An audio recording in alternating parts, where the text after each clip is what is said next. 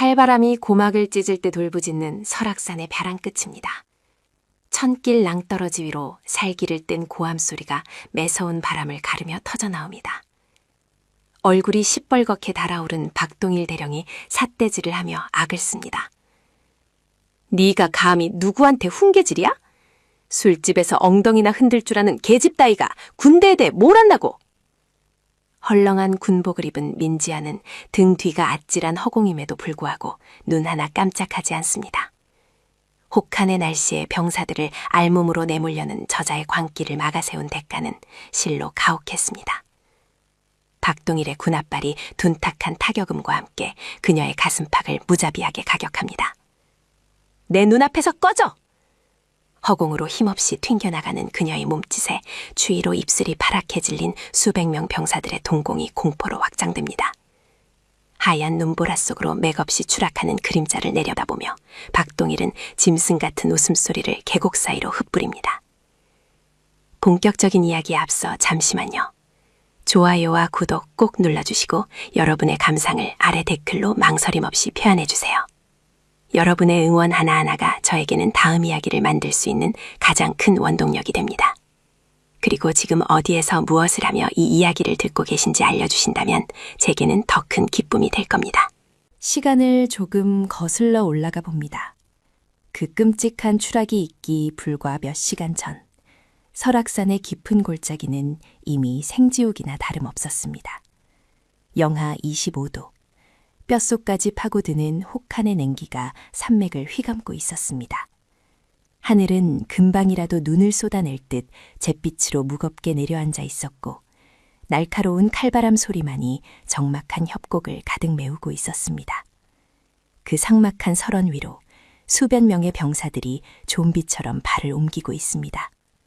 발자국 소리조차 나지 않을 만큼 눈이 깊게 쌓인 길을 걷는 병사들의 모습은 처참하기 그지없습니다. 지급된 지 수년은 지나 보이는 낡은 방한복은 곳곳이 해져 하얀 손뭉치가 삐져나와 있고 얇디 얇은 전투화는 이미 습기를 머금고 꽁꽁 얼어붙어 병사들의 발을 동상의 공포로 몰아넣고 있습니다. 행렬의 중간, 헐렁한 야전 상의에 얼굴을 깊숙이 파묻은 한 병사가 거친 숨을 몰아쉽니다. 위장 크림으로 얼굴을 가렸지만 눈빛만은 형형하게 빛나는 그녀, 바로 민지아입니다. 그녀의 시선이 자신의 발끝으로 향합니다. 밑창이 뜯어져 눈이 고스란히 들어오는 전투화. 발가락 끝 감각은 이미 사라진 지 오래입니다. 대한민국 육군 최정예 부대라는 타이틀이 무색할 만큼 병사들의 장비는 6.25 전쟁 당시를 방불케 할 정도로 열악했습니다. 그때 행렬의 뒤쪽에서 이질적인 엔진 소리가 들려옵니다. 거친 숨소리와 발자국 소리만이 가득하던 행군 대열 사이로 육중한 차체의 지휘관용 차량이 미끄러지듯 다가옵니다. 히터가 빵빵하게 돌아가는지 차창에는 성에 하나 끼지 않았습니다. 민지아의 잣을 지나치던 차량의 창문이 아주 조금 손가락 한 마디만큼 내려갑니다. 그 틈새로 흘러나온 것은 따뜻한 온기, 그리고 지독하게 향긋한 헤이즐넛 커피 향기였습니다. 피와 땀, 그리고 썩어가는 동상의 냄새에 절어있는 병사들의 코끝을 그 달콤한 향기가 잔인하게 스치고 지나갑니다. 민지아는 본능적으로 주먹을 꽉 줍니다. 손톱이 손바닥을 파고드는 고통으로 치밀어 오르는 분노를 억누릅니다. 차량 안, 박동일 대령은 등받이를 뒤로 젖힌 채 따뜻한 커피를 홀짝이고 있습니다. 창밖에서 추위에 떨며 걷는 병사들은 그에게 그저 풍경 혹은 귀찮은 장애물에 불과해 보입니다.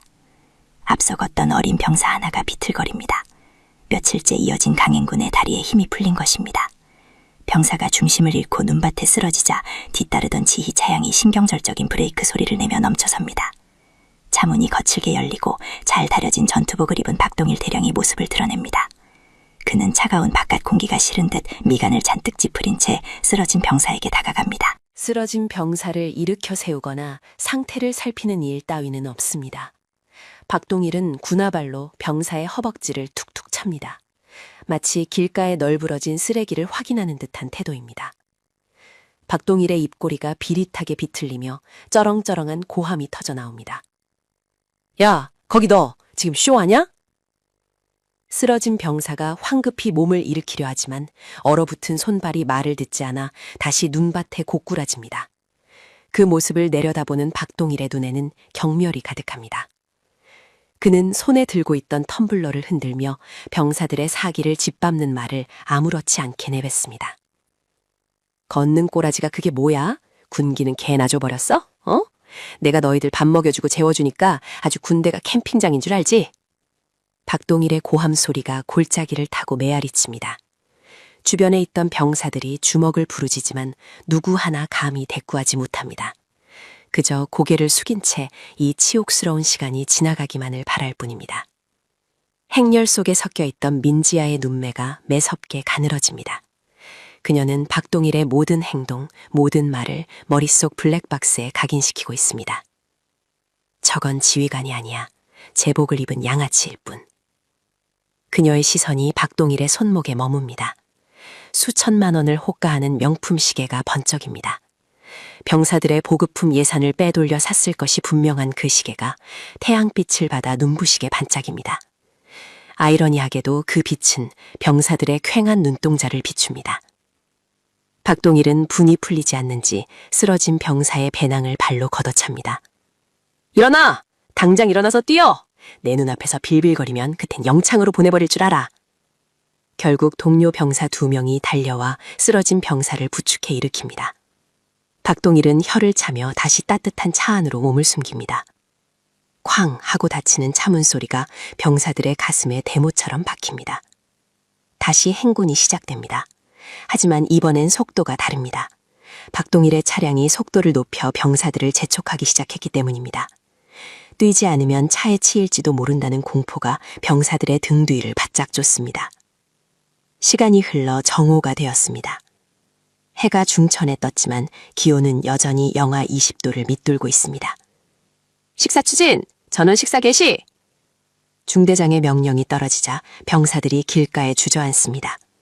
눈밭이 의자이고 무릎이 식탁입니다. 보급병들이 커다란 보온통을 들고 다니며 병사들에게 주먹밥을 하나씩 나눠줍니다. 민지아도 대열 끝에 앉아 주먹밥을 받아듭니다. 비닐랩에 쌓인 주먹밥은 온기라곤 찾아볼 수 없습니다. 아니, 차라리 얼음덩어리에 가깝습니다. 그녀가 비닐을 벗기자 하얗게 성에가 낀 밥알들이 보입니다. 옆자리에 앉은 앳된 얼굴의 병사, 김선임병이 주먹밥을 한 입 베어뭅니다. 악! 짧은 비명과 함께 김선임병이 입을 감싸줍니다. 돌처럼 딱딱하게 굳은 밥알을 씹다가 치아가 깨진 것 같습니다. 입가로 붉은 피가 배어나옵니다. 하지만 그는 불평 한마디 하지 못하고 눈물을 글썽이며 깨진 이빨 조각을 뱉어냅니다. 그리고 다시 그 돌덩이 같은 주먹밥을 입에 넣고 녹여 먹기 시작합니다. 살기 위해서, 걷기 위해서 먹어야만 하니까요. 민지아는 자신의 손에 들린 주먹밥을 내려다봅니다. 쌀알은 으깨져 형태를 알아볼 수 없고 반찬이라고는 소금에 절인 무조각 하나가 전부입니다. 이것이 국방의 의무를 다하는 청춘들에게 주어지는 대우라는 사실에 그녀의 가슴 속에서 뜨거운 것이 울컥 치솟습니다. 그때 멀리서 박동일의 목소리가 다시 들려옵니다. 그는 야전 테이블을 펴고 앉아 취사병이 갓 끓여온 라면을 후루룩 소리내어 먹고 있습니다. 김이 모락모락 나는 라면 냄새가 굶주린 병사들을 고문합니다. 박동일이 젓가락질을 멈추고 주먹밥을 힘겹게 삼키는 병사들을 향해 비아냥거립니다. 야, 맛 좋지? 요즘 군대 좋아졌어. 나 때는 말이야 눈 퍼먹으면서 행군했어. 감사한 줄 알고 처먹어. 그의 말 한마디 한마디가 병사들의 가슴을 후벼 팝니다. 억울함과 분노가 섞인 침묵만이 감돕니다. 민지아는 천천히 고개를 들어 박동일을 응시합니다. 그녀의 눈동자 깊은 곳에서 시베리아의 눈보라보다 더 차가운 살기가 피어오릅니다. 그녀는 딱딱하게 굳은 주먹밥을 한 입 베어물며 다짐합니다. 이 지옥 같은 행군이 끝나는 순간 저 오만한 돼지의 목덜미를 반드시 물어뜯겠노라고. 잘 먹어둬라 박동일. 그게 내 놈의 마지막 만찬이 될 테니까. 식사 시간이 끝나고 다시 지옥의 행군이 시작되려 합니다. 하지만 하늘의 표정이 심상치 않습니다. 잿빛 구름이 더욱 낮게 깔리고 바람소리가 짐승의 울음소리처럼 거칠어집니다. 폭설의 전조입니다. 하지만 박동일은 하늘을 볼 생각이 없습니다. 그는 라면 국물을 들이켜고는 만족스러운 듯 트림을 하며 지시를 내립니다. 뭘 꾸물거려! 전병력 산악구보 실시! 나고 하는 새끼는 내 손에 죽을 줄 알아! 산악구보. 이 날씨에, 이 장비로, 이 상태의 병사들에게 뛰라고 명령한 것입니다. 그것은 훈련이 아니라 살인이나 다름없는 명령이었습니다. 병사들의 동요가 일렁입니다. 웅성거림이 파도처럼 번져나갑니다. 이건 불가능합니다. 죽으라는 소리입니다. 바로 그때였습니다. 대열의 가장 끝, 묵묵히 상황을 지켜보던 민지아가 자리에서 일어납니다. 그녀의 움직임은 조용했지만 그 기백은 주변의 공기를 바꿀 만큼 묵직합니다. 헐렁한 군복 속에 감춰진 전설적인 707 특수임무단 지휘관의 본능이 깨어납니다. 그녀는 뚜벅뚜벅 대열을 거슬러 올라갑니다. 병사들이 놀란 눈으로 그녀를 쳐다봅니다. 감히 대령의 명령에 불복하고 대열을 이탈하는 미친 병사가 누구인가 싶어서입니다. 민지아는 멈추지 않습니다. 그녀의 시선은 오직 한 곳, 따뜻한 차 안으로 들어가려 하는 박동일의 등짝에 고정되어 있습니다.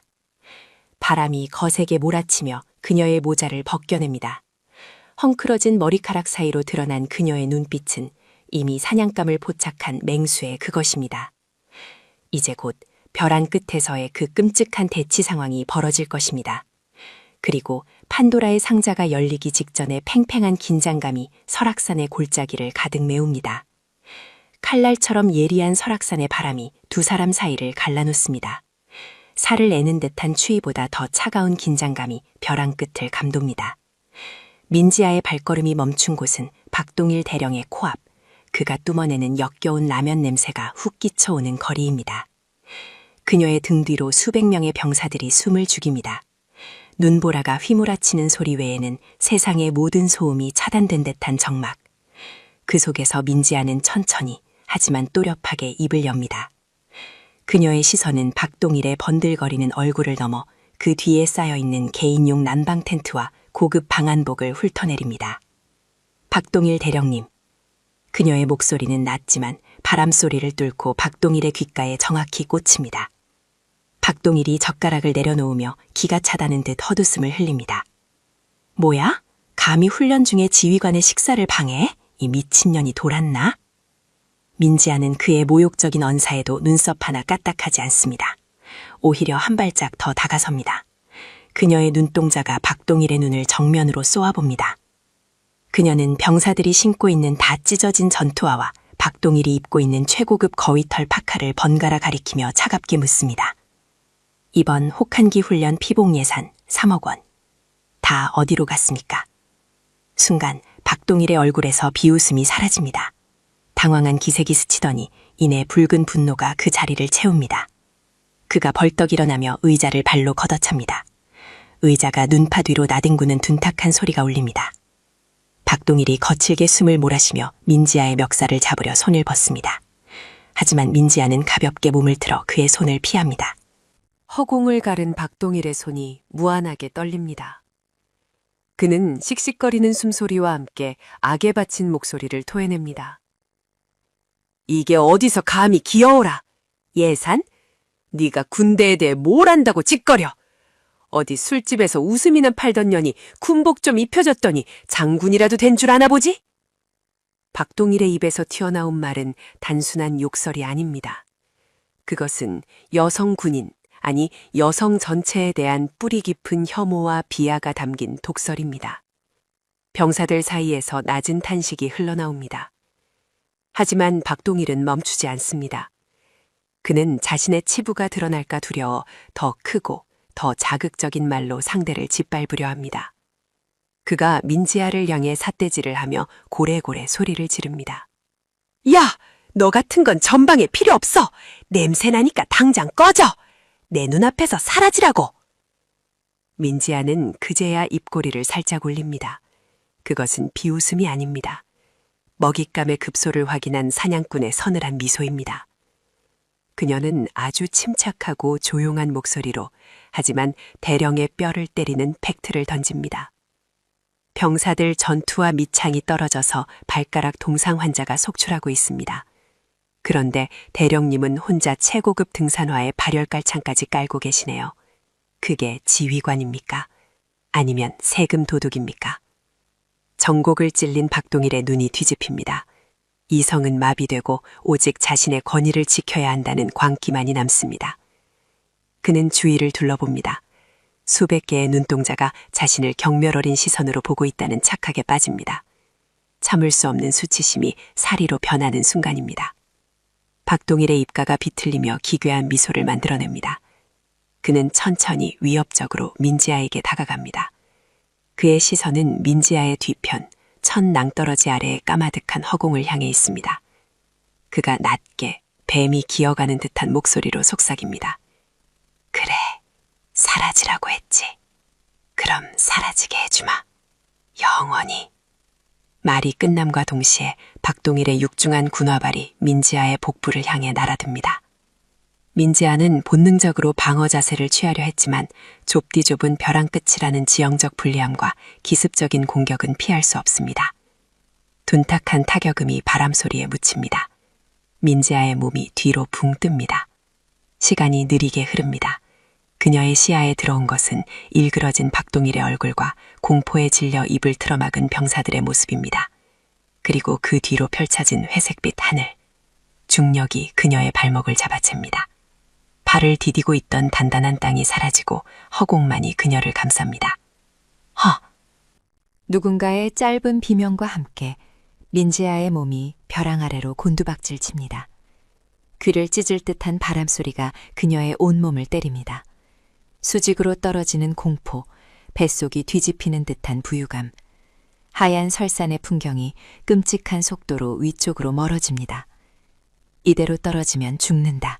뼈도 추리지 못한다. 그 절체절명의 순간 민지아의 뇌리에는 공포 대신 707 특수임무단 시절 몸에 새겨진 생존 본능이 번개처럼 스치고 지나갑니다. 찾아라, 살길을. 그녀의 눈이 독수리처럼 날카롭게 절벽의 표면을 훑습니다. 떨어지는 와중에도 그녀의 동체 시력은 튀어나온 바위와 자라난 나무들을 포착합니다. 적이다. 절벽 중간 기적처럼 튀어나와 자라난 굵은 노송 한 그루.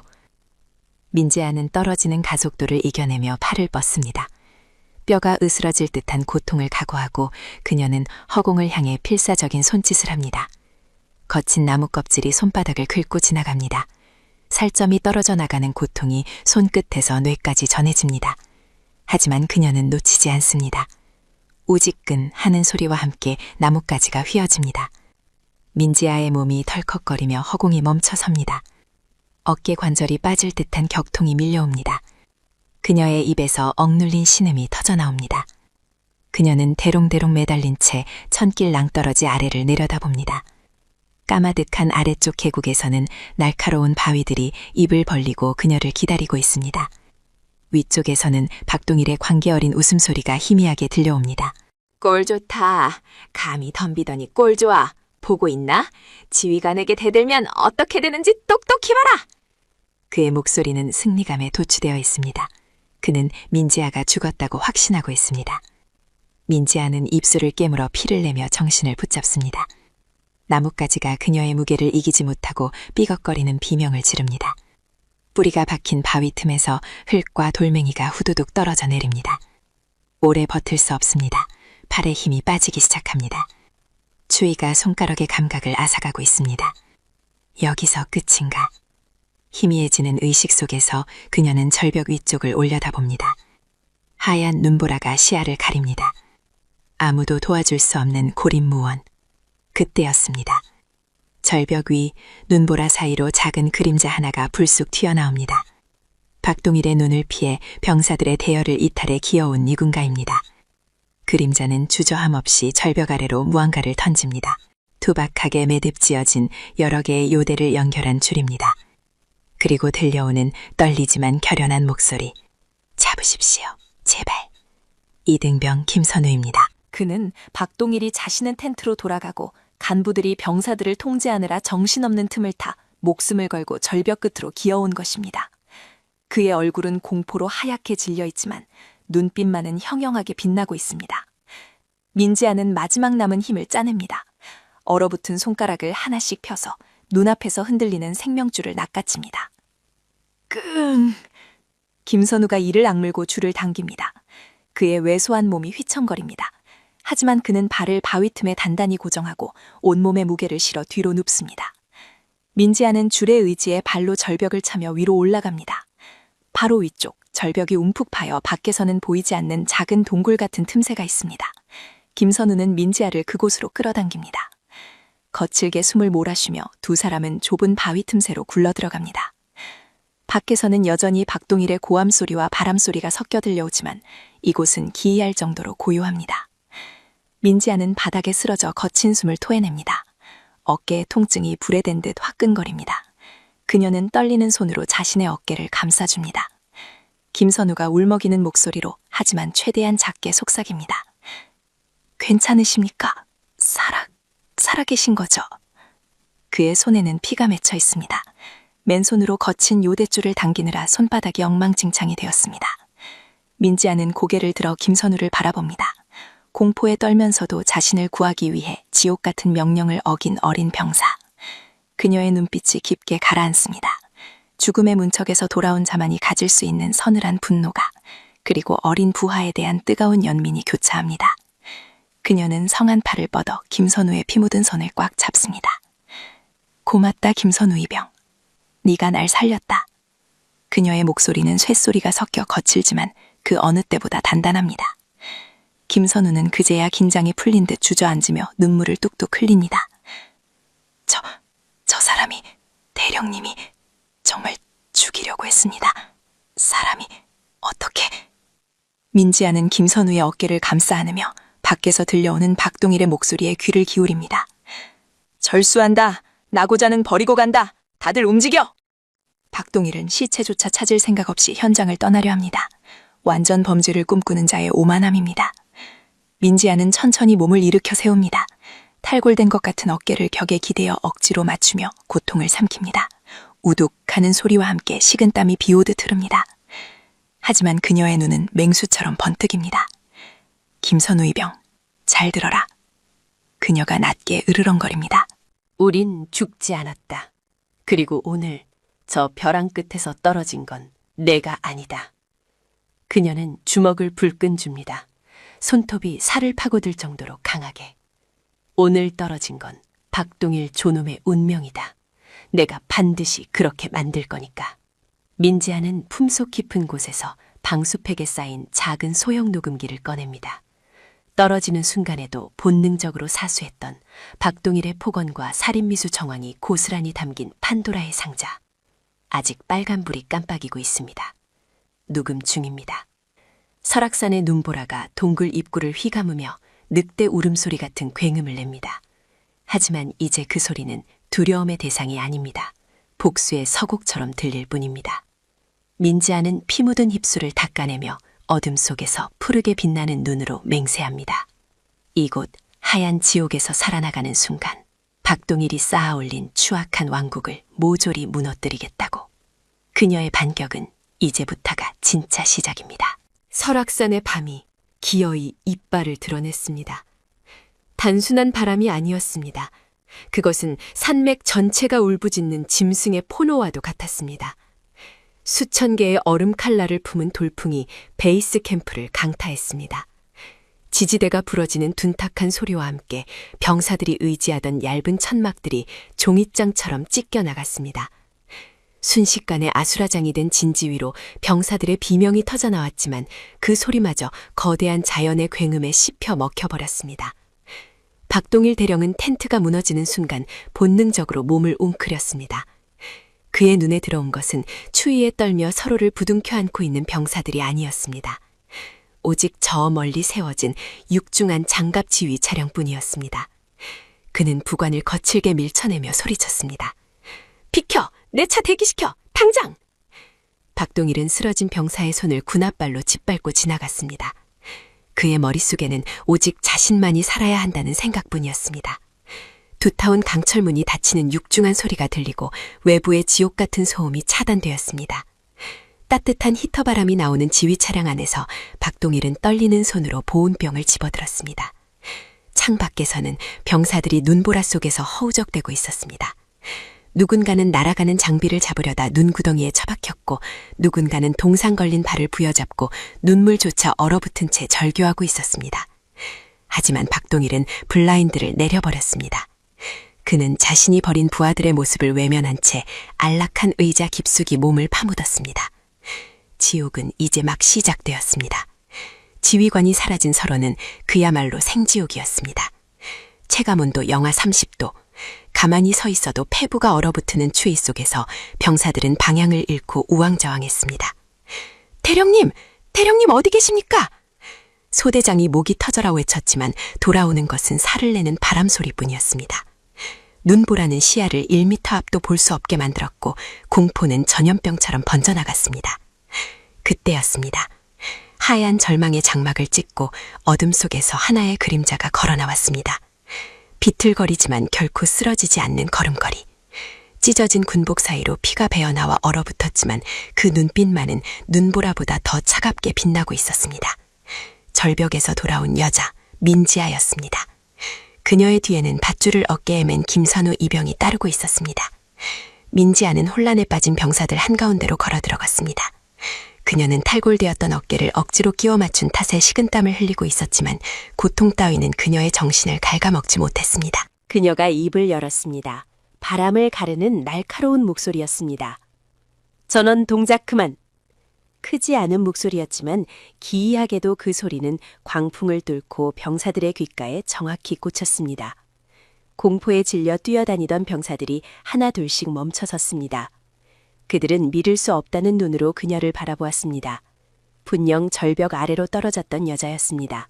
하지만 지금 그들 앞에 서 있는 존재는 주방에서 일하던 보잘것없는 여자가 아니었습니다. 그녀의 몸에서 뿜어져 나오는 기백은 수십 년간 전장을 누빈 백전노장의 그것이었습니다. 민지아는 쓰러져 있는 병사를 향해 다가갔습니다. 다리가 부러져 고통에 몸부림치는 상병이었습니다. 그녀는 망설임 없이 무릎을 꿇고 병사의 다리를 살폈습니다. 부목이 필요해. 김선우, 야전 삽자루 가져와. 김선우가 헐레벌떡 뛰어와 삽자루를 건넸습니다. 민지아는 자신의 군복 소매를 찢어 끈을 만들었습니다. 그녀의 손놀림은 기계처럼 빠르고 정확했습니다. 상병이 고통에 신음하자 그녀가 병사의 눈을 똑바로 응시하며 말했습니다. 나 봐. 내 눈만 봐. 널 살리는 건 나다. 넌 죽지 않아. 그녀의 단호한 확신이 병사의 공포를 잠재웠습니다. 단단하게 부목을 고정한 그녀가 자리에서 일어나 병사들을 둘러보았습니다.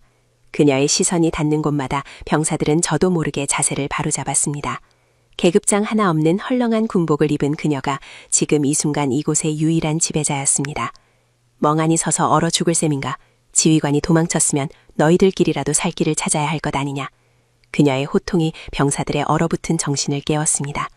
지금부터 내 명령에 따른다. 토 달지 마라. 살고 싶으면 움직여. 민지아는 손가락으로 바람이 불어오는 반대편, 눈이 두껍게 쌓인 경사면을 가리켰습니다. 1분대 2분대 야전삽으로 저 경사면을 판다. 텐트는 버려. 눈동굴을 만든다. 병사들이 주저하자 그녀가 늑대처럼 으르렁거렸습니다. 실시. 그제야 병사들이 홀린 듯 삽을 들고 뛰어갔습니다. 3분대 주변에 마른 나뭇가지를 모아. 젖은 건 안 돼. 껍질을 벗겨서 속살이 마른 것만 골라. 4분대 부상자들을 중앙으로 모으고 서로 체온을 유지하게 해. 잠들게 두지 마. 뺨을 때려서라도 깨워. 명령은 간결했고 지시는 구체적이었습니다. 707 특수임무단 시절 혹한기 생존훈련에서 수없이 반복했던 지옥의 생존술이 그녀의 본능을 타고 흘러나왔습니다. 민지아는 직접 삽을 들고 시범을 보였습니다. 단순히 눈을 파내는 것이 아니었습니다. 입구는 좁고 낮게, 내부는 사람이 앉을 수 있을 만큼 높게, 그리고 가장 중요한 것은 찬 공기가 빠져나갈 수 있는 배기구멍을 뚫는 것이었습니다. 이글루의 원리를 이용한 비트 구축. 그녀가 삽을 내리꽂을 때마다 딱딱하게 얼어붙은 눈덩이들이 부서져 나갔습니다. 어깨의 통증이 톱질하듯 밀려왔지만 그녀는 입술을 깨물며 버텼습니다. 피 섞인 침을 눈밭에 뱉어내며 그녀는 속으로 되뇌었습니다. 이 정도 추위는 아무것도 아니다. 내가 겪은 지옥에 비하면 이건 봄바람이야. 어느새 병사들도 그녀를 따라 미친 듯이 눈을 파내기 시작했습니다. 살 수 있다는 희망이 보이자 그들의 눈에 생기가 돌기 시작했습니다. 그녀는 멈추지 않고 돌아다니며 병사들을 독려했습니다. 더 깊이 파. 입구는 바람을 등져야 해. 눈을 다져. 무너지면 다 죽어. 한 병사가 추위에 손이 굳어 삽을 놓치자 민지아가 다가가 그의 언손을 자신의 겨드랑이에 끼워 넣었습니다. 병사가 놀란 눈으로 그녀를 바라보았습니다. 따뜻했습니다. 자신들을 버리고 도망친 대령의 히터 바람보다 거칠고 투박한 그녀의 체온이 훨씬 더 뜨겁게 느껴졌습니다. 손가락 움직여. 멈추면 자른다. 말은 험악했지만 그녀는 병사의 손에 감각이 돌아올 때까지 놓지 않았습니다. 얼마나 지났을까? 눈보라 속에 거대한 눈동굴 서너 개가 만들어졌습니다. 병사들은 부상자들을 먼저 안으로 옮기고 서로 몸을 밀착해 들어갔습니다. 바람 소리가 잦아들고 동굴 안에는 사람들의 열기로 훈훈한 공기가 감돌기 시작했습니다. 하지만 아직 끝이 아니었습니다. 체온 유지가 관건이었습니다. 민지아는 동굴 입구 쪽에 작은 구덩이를 독에 팠습니다. 하나는 불을 피울 곳, 하나는 공기가 들어올 통로. 다코타 파이어홀. 연기가 적게 나고 열 효율이 높은 특수부대원들의 은밀한 생존 방식이었습니다. 김선우가 모아온 마른 나뭇가지에 불이 붙었습니다. 작은 불꽃이 일렁이자 병사들의 얼굴에 붉은 빛이 감돌았습니다. 그것은 단순한 불이 아니었습니다. 생명의 빛이었습니다. 타닥타닥 타오르는 불소리가 밖에 바람소리를 밀어냈습니다. 민지아는 불가에 앉아 떨고 있는 어린 병사에게 자신의 몫으로 챙겨둔 비상식량을 건넸습니다. 돌덩이처럼 언 주먹밥이었지만 불의 구운이 고소한 냄새가 퍼졌습니다. 병사들이 침을 삼켰습니다. 나눠 먹어. 조금이라도 위장에 뭐가 들어가야 열이 난다. 병사들은 주먹밥을 조금씩 떼어 돌려가며 먹었습니다. 눈물 젖은 주먹밥을 씹으며 그들은 힐끔힐끔 민지아를 훔쳐보았습니다. 술찜 다자라고 조롱받던 사람, 주제 파악 못한다고 무시당하던 사람. 하지만 지금 이 순간 그들에게 그녀는 신보다 위대한 존재였습니다. 김선ың아 조심스럽게 민지아의 옆으로 다가와 앉았습니다. 어깨 괜찮으십니까? 민지아는 대답 대신 희미하게 웃으며 부러진 나뭇가지를 불 속으로 던져 넣었습니다. 그녀의 시선은 굳게 닫힌 박동일의 장갑차 방향을 향하고 있었습니다. 눈보라 너머 희미하게 장갑차의 전조등 불빛이 보였습니다. 저 안에서 박동일은 따뜻한 커피를 마시며 아침이 되면 시체들을 어떻게 처리할지 고민하고 있을 것입니다. 민지아의 눈매가 서늘하게 가라앉았습니다. 뼛속까지 파고드는 냉기가 오히려 그녀의 정신을 맑게 깨우고 있었습니다. 그녀는 자신의 가슴팍을 짓누르던 통증을 느끼며 차갑게 식은 손으로 불을 지었습니다. 그리고 마음속으로 나지막이 읊조렸습니다. 겪어보지 않으면 모르는 법이지. 이 추위는 거짓말을 하지 않으니까, 대령. 박동일은 모를 것입니다. 진정한 충성심은 따뜻한 히터 아래서 나오는 것이 아니라 생사를 함께 넘는 이 차가운 눈구덩이 속에서 피어난다는 것을.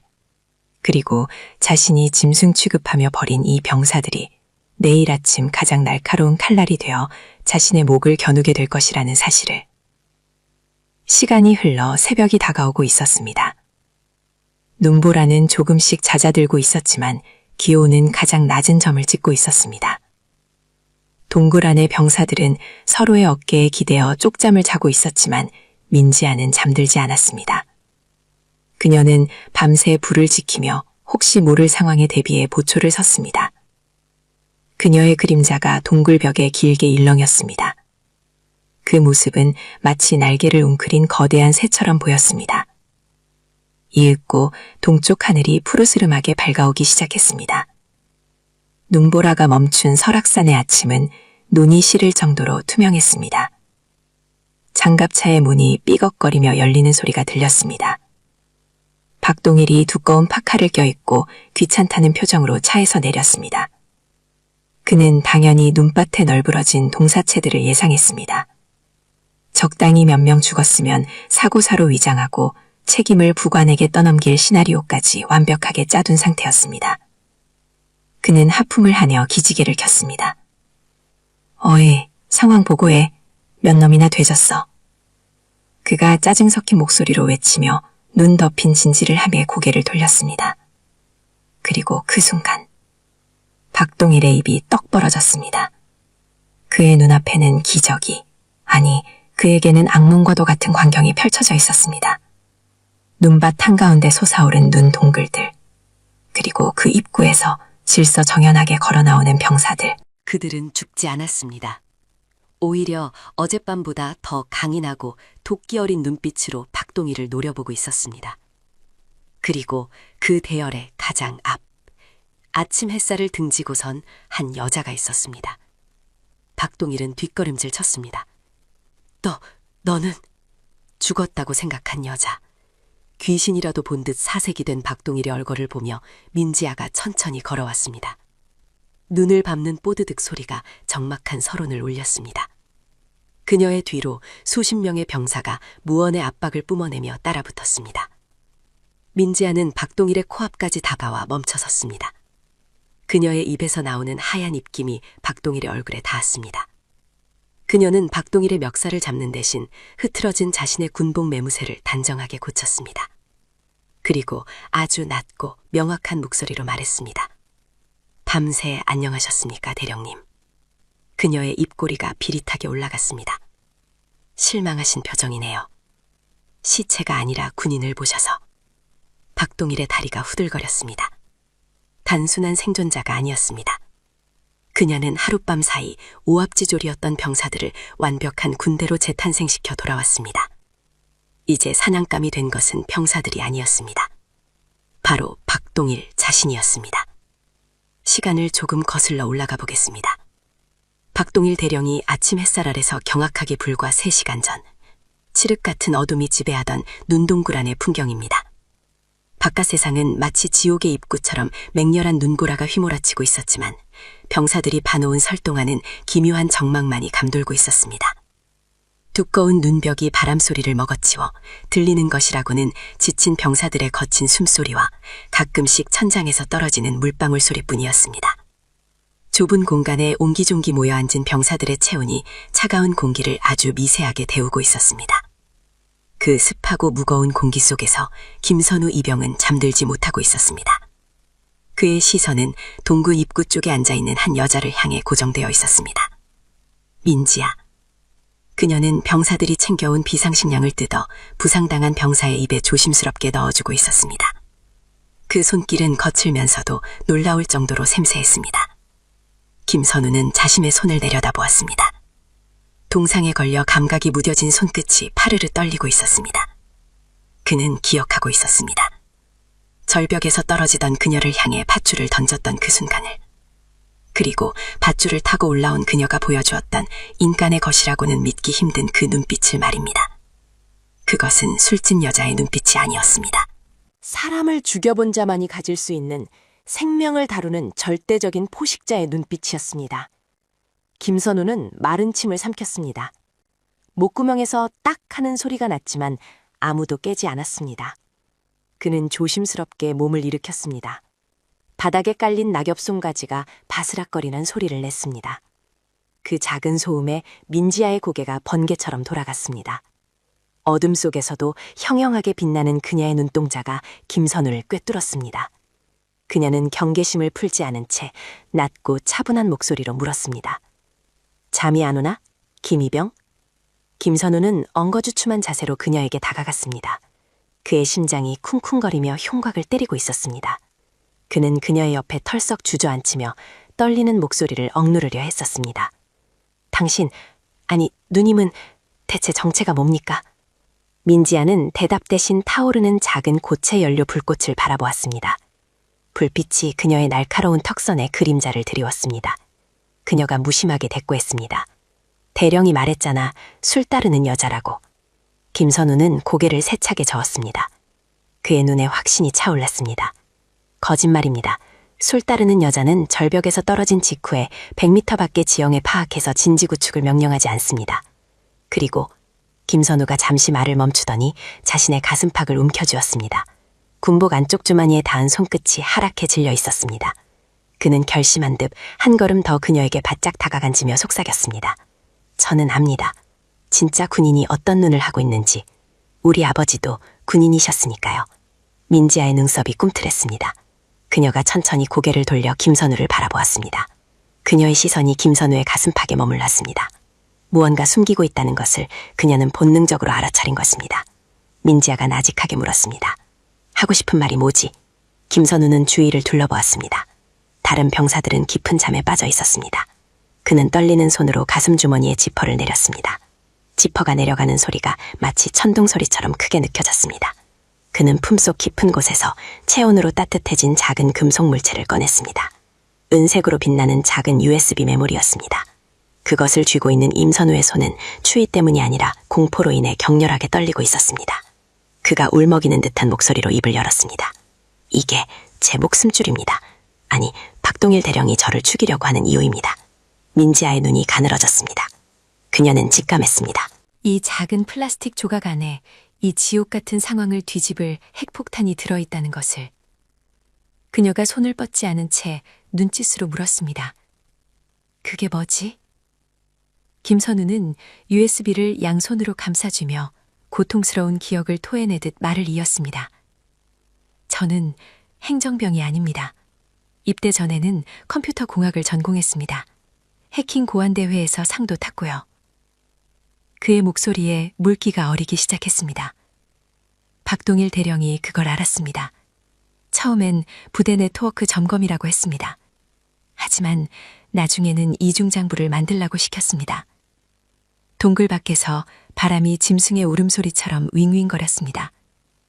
그 소리에 맞춰 김선우의 몸이 움찔거렸습니다. 그는 공포에 질린 눈으로 허공을 응시하며 중얼거렸습니다. 군납비리, 횡령, 그리고 병사들 급식비까지 빼돌려 만든 비자금 내역들. 제가 다 조작했습니다. 아니, 조작할 수밖에 없었습니다. 민지아의 표정이 차갑게 굳어졌습니다.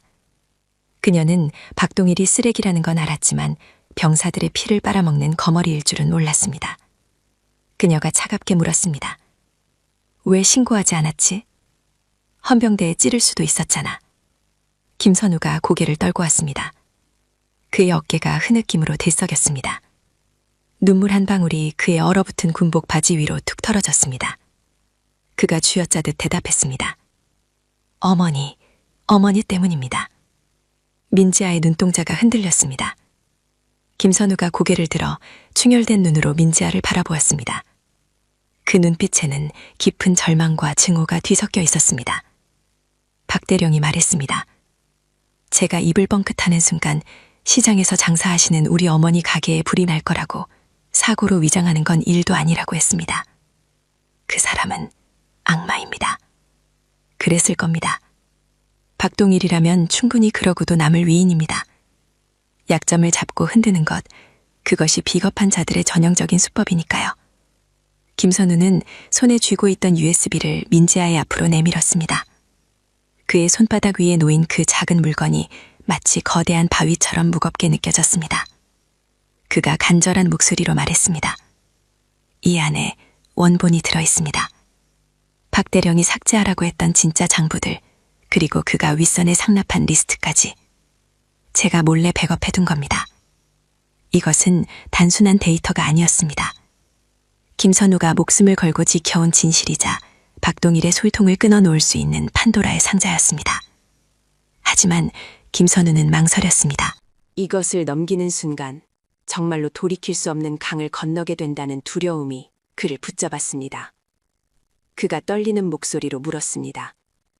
당신을 믿어도 됩니까? 당신이 정말로 우리를 구해줄 수 있습니까? 만약 실패하면 우리 어머니는... 민지아는 김선우의 손을 덮었습니다. 그녀의 손은 차가웠지만 그 안에 담긴 악력은 강철처럼 단단했습니다. 그녀는 김선우의 눈을 똑바로 바라보며 한자 한자 힘주어 말했습니다. 잘 들어, 김이병. 그녀의 목소리가 동굴 안의 공기를 진동시켰습니다. 나는 실패하지 않아. 그리고 내 어머니 털끝 하나도 건드리지 못하게 만들 거야. 그녀의 눈빛에서 뿜어져 나오는 압도적인 기백에 김선우는 숨을 멈췄습니다. 그것은 단순한 위로가 아니었습니다. 반드시 그렇게 만들겠다는 피의 맹세와도 같았습니다. 민지아가 김선우의 손에서 USB를 가져갔습니다. 차가운 금속의 감촉이 그녀의 손바닥에 전해졌습니다. 그녀는 USB를 주먹 안에 꽉 쥐었습니다. 손톱이 살을 파고들 정도로 강하게. 그녀가 서늘한 미소를 지으며 읊조렸습니다. 이건 판도라의 상자가 아니야. 그녀의 시선이 동굴 입구 너머 박동일이 자고 있을 장갑차 쪽을 향했습니다. 그 눈빛은 이제 사냥감을 포착한 맹수의 것으로 완전히 변해 있었습니다. 이건 놈의 관뚜껑에 박을 마지막 못이다. 김선우는 그제야 안도의 한숨을 내쉬었습니다. 그의 어깨를 짓누르던 천근만근의 무게가 사라지는 듯했습니다. 민지아는 USB를 자신의 군복 가장 깊은 안주머니에 넣고 지퍼를 올렸습니다. 지퍼가 맞물리는 소리가 날카롭게 공간을 갈랐습니다. 그녀는 자리에서 일어나 자고 있는 병사들을 둘러보았습니다. 그들의 얼굴에는 피로와 고통이 가득했지만 아직 생명의 불씨는 꺼지지 않았습니다. 그녀는 다짐했습니다. 내일 아침 해가 뜨면 이 눈보라는 멈출 것입니다. 그리고 그때부터는 자연이 주는 시련이 아닌 인간이 만든 죄악을 심판할 시간이 될 것입니다. 민지아가 다시 자리에 앉으며 김선우에게 명령하듯 하지만 부드럽게 말했습니다. 이제 좀 자도 내일은 아주 긴 하루가 될 테니까. 김선우는 고개를 끄덕이고 옆으로 누웠습니다. 차가운 바닥이었지만 이상하게도 이제는 춥지 않았습니다. 그의 곁에 그들을 지켜줄 진짜 지휘관이 깨어 있었기 때문입니다. 다시 현재로 돌아옵니다. 아침 햇살이 비치는 서원 위. 박동일 대령 앞에 선 민지아의 손이 가슴 주머니로 향했습니다. 그녀는 밤새 품고 있었던 그 못을 꺼내지는 않았습니다. 아직은 때가 아니었으니까요. 대신 그녀는 의미심장한 미소를 지으며 얼어붙은 박동일에게 한 걸음 더 다가갔습니다. 박동일의 동공이 지진이라도 난 듯 흔들리고 있었습니다. 민지아는 박동일의 귀에 입을 가져다 대고 오직 그만이 들을 수 있는 목소리로 속삭였습니다. 마치 악마의 선고처럼. 김선우 이병이 안부를 전해달라더군. 그리고 그의 백업 실력이 아주 훌륭하다는 칭찬도 함께. 그 순간 박동일의 얼굴에서 핏기가 완전히 사라졌습니다. 그는 보았습니다. 민지아의 눈 속에 비친 자신의 파멸을. 그녀의 주머니 속에 들어있는 것이 무엇인지 그는 본능적으로 깨달았습니다. 다리에 힘이 풀린 박동일이 눈밭에 주저앉았습니다. 털썩. 눈이 튀어올랐습니다. 그의 입술이 파랗게 질린 채 달달 떨렸습니다. 너 설마. 민지아는 그를 내려다보며 차갑게 일갈했습니다. 그녀의 목소리가 쨍한 겨울 공기를 찢고 병사들의 귓가에 그리고 박동일의 심장에 내리꽂혔습니다. 일어납니다, 대령. 당신의 그 더러운 연극은 이제 끝났습니다. 바람이 멈춘 설악산의 아침. 하지만 박동일에게는 지금 이 순간이 어젯밤의 눈보라보다 더 춥고 혹독한 지옥의 시작이었습니다. 폭풍이 휩쓸고 간 설악의 아침은 기만적일 만큼 눈부셨습니다. 밤새 산맥을 집어삼킬 듯 울부짖던 바람은 언제 그랬냐는 듯 자추를 감췄고 갓 솟아오른 태양은 하얀 설원 위에 수만 개의 금가루를 뿌려대고 있었습니다. 하지만 그 평화로운 풍경을 찢어발기는 소리가 하늘 저편에서부터 들려오기 시작했습니다. 공기를 지시기는 헬리콥터의 프로펠러 소리였습니다.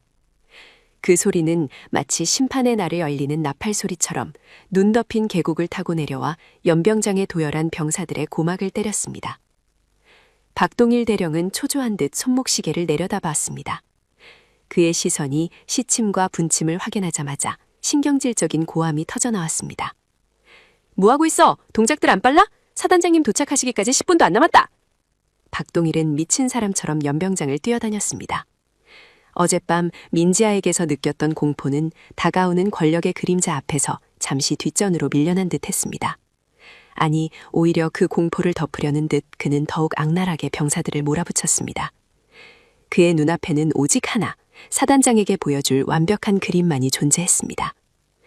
박동일이 지휘봉으로 병사들의 가슴팍을 쿡쿡 찌르며 소리쳤습니다. 너 뒤로 빠져. 너도. 인상이 그게 뭐야. 다 죽어가는 표정 짓고 있을 거면 썩 꺼지란 말이야. 그가 지금 만들고 있는 것은 군대가 아니었습니다. 그것은 철저하게 연출된 무대 세트였고 인간의 소품으로 한 거대한 사기극이었습니다. 박동일은 밤새 추위에 떨며 동상에 걸린 병사들, 굶주림에 볼이 홀쭉해진 병사들을 짐승처럼 뒤쪽으로 몰아냈습니다. 거기 삼수대장, 애들 꼴이 이게 뭐야? 군복이 왜 이렇게 지저분해? 그가 가리킨 병사는 간밤에 동료를 구하려다 흙과 눈범벅이 된 상태였습니다. 박동일은 혐오스럽다는 표정으로 코를 막는 신용을 하며 명령했습니다. 야, 너 당장 저 뒤에 있는 놈이랑 군복 바꿔 입어, 빨리. 명령을 받은 병사는 믿을 수 없다는 눈으로 자신의 상관을 쳐다보았습니다. 뒤에 서 있는 병사는 고열에 시달려 서 있기조차 힘든 상태였습니다. 그나마 온전한 방한복 덕분에 버티고 있는 환자의 옷을 뺏어 입으라니. 하지만 박동일의 눈은 이성이 아닌 광기로 번들거리고 있었습니다. 안 들려? 사단장님 눈에 흙 묻은 꼴을 보이라고? 내 군생활 끝장날 작정이야? 벗어, 당장 벗겨. 결국 건강해 보이는 병사들이 앞줄을 채웠습니다. 그들은 억지로 뺏어 입은 깨끗한 방한복을 입고 억지 춘향격으로 가슴을 폈습니다. 반면 진짜로 고생하고 진짜로 아픈 병사들은 마치 치워버려야 할 쓰레기 취급을 받으며 장갑차 뒤편 숲이 우거진 그늘진 곳으로 밀려났습니다.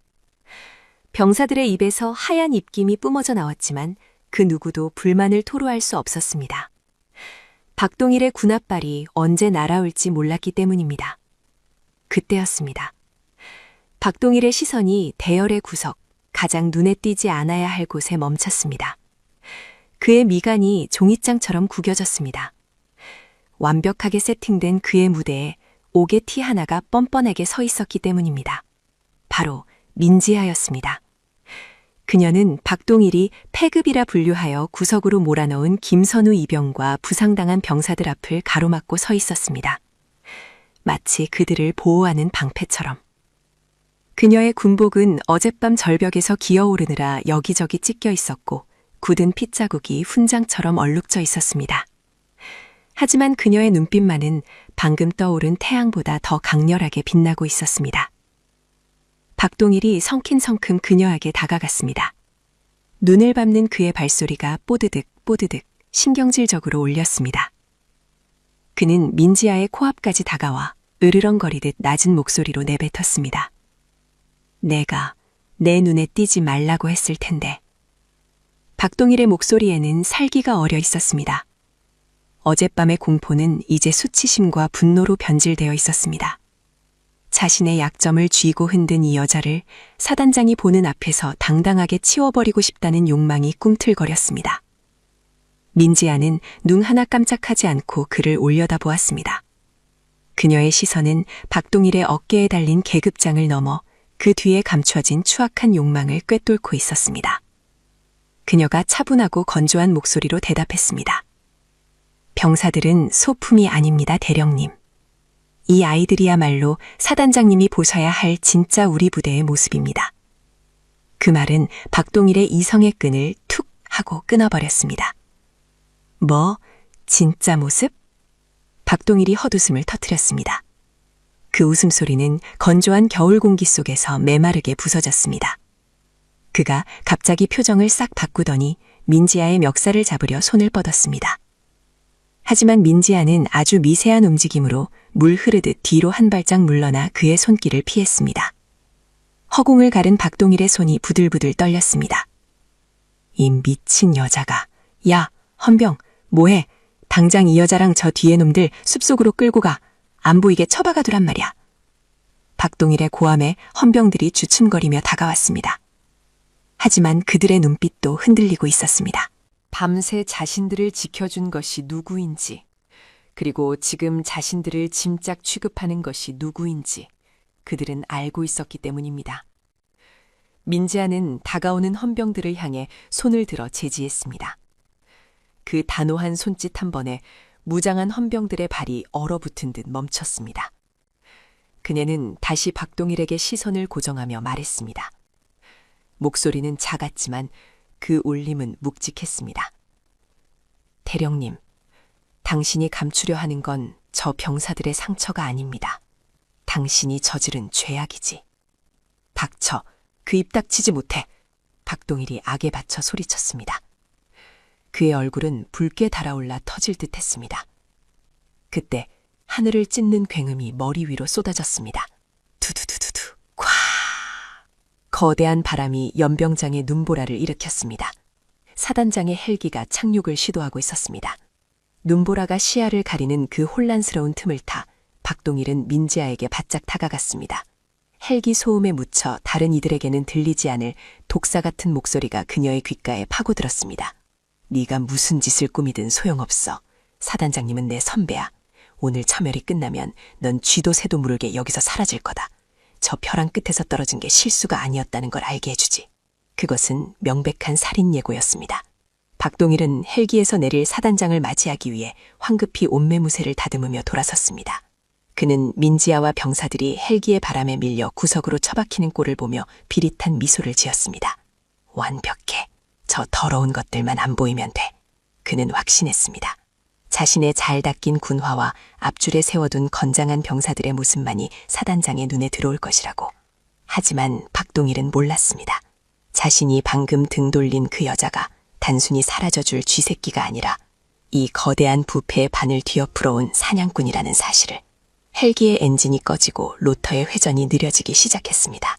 먼지가 가라앉은 연병장에는 기묘한 긴장감이 감돌았습니다. 앞줄에는 새 옷을 입은 가짜 영웅들이, 뒷줄 그늘진 곳에는 붕대를 감은 진짜 영웅들이 서 있는 기형적인 대형. 박동일은 세상에서 가장 충성스러운 개의 표정을 지으며 헬기 문으로 달려갔습니다. 충성, 사단장님의 방문을 영광으로 생각합니다. 그의 목소리는 기름칠한 듯 매끄러웠습니다. 하지만 헬기 문이 열리고 그 안에서 누군가 내려오는 순간 박동일의 입가에 걸려있던 비굴한 미소는 유리창에 금이 가듯 서서히 일그러지기 시작했습니다. 그곳에는 그가 예상했던 사단장의 모습 대신 전혀 예상치 못한 인물이 서 있었기 때문입니다. 그리고 그 순간 구석에 밀려나 있던 민지아가 천천히, 아주 천천히 걸어 나오기 시작했습니다. 마치 이 총극의 막을 내릴 주인공이 등장하듯이. 눈 덮인 연병장 위로 차가운 바람이 다시 불어오기 시작했습니다. 진실과 거짓이 정면으로 충돌하기 직전에 숨막히는 고요함이었습니다. 헬기의 로터가 만들어내는 거센 하강 기류가 연병장의 눈보라를 미친 듯이 휘저었습니다. 눈가루가 마치 산탄처럼 사방으로 튀어올랐고 병사들은 눈을 뜨기조차 힘겨워 고개를 숙였습니다. 하지만 박동일 대령만은 달랐습니다. 그는 마치 구세주를 영접하러 가는 광신도처럼 눈보라를 뚫고 헬기를 향해 달려갔습니다. 그의 머릿속은 온통 사단장에게 잘 보여야 한다는 강박과 저 뒤에 서 있는 눈엣가시 같은 여자를 치워버려야 한다는 사리로 가득 차 있었습니다. 헬기의 문이 열리고 군화 한 짝이 지면에 닿았습니다. 박동일은 허리를 90도로 굽히며 목청이 터져라 소리쳤습니다. 충성, 연대장 박동일, 사단장님의 방문을 진심으로 환영합니다. 그러나 헬기에서 내린 인물은 그가 기다리던 사단장이 아니었습니다.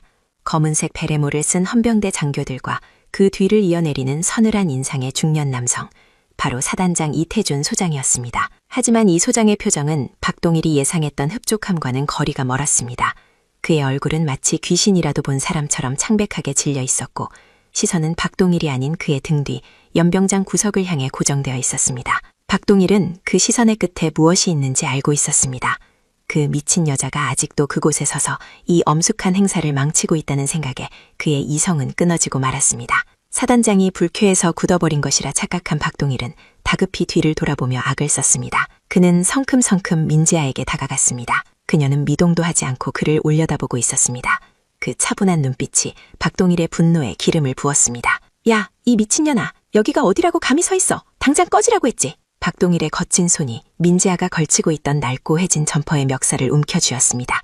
그녀가 산속을 헤매며 입었던 그 옷은 이미 너덜너덜해져 있었기에 박동일의 악력을 견디지 못했습니다. 거친 파열음이 바람 소리를 뚫고 들려왔습니다. 박동일은 그녀를 바닥에 내동댕이 치기 위해 짐승처럼 팔을 휘둘렀습니다. 낡은 점퍼의 단추가 뜯겨나가고 두꺼운 천조각이 힘없이 찢겨나갔습니다. 그리고 그 순간 시간이 멈춘 듯 했습니다. 찢겨나간 낡은 점퍼 사이로 그 안에 감춰져 있던 진실이 드러났습니다. 눈보라 속에서도 선명하게 빛나는 짙은 녹색의 정복. 그 위 양쪽 어깨 견장에 박힌 은빛의 별들이 차가운 겨울 햇살을 받아 서슬파란 빛을 뿜어냈습니다. 하나도 둘도 아닌 무려 3개. 대한민국 육군 중장, 3스타. 그것도 일반적인 장군이 아닌 군 내의 모든 부조리를 칼질하는 저승사자, 감찰 사령관의 표식이 그녀의 가슴팍에 달려 있었습니다. 박동일의 손이 허공에서 굳어버렸습니다.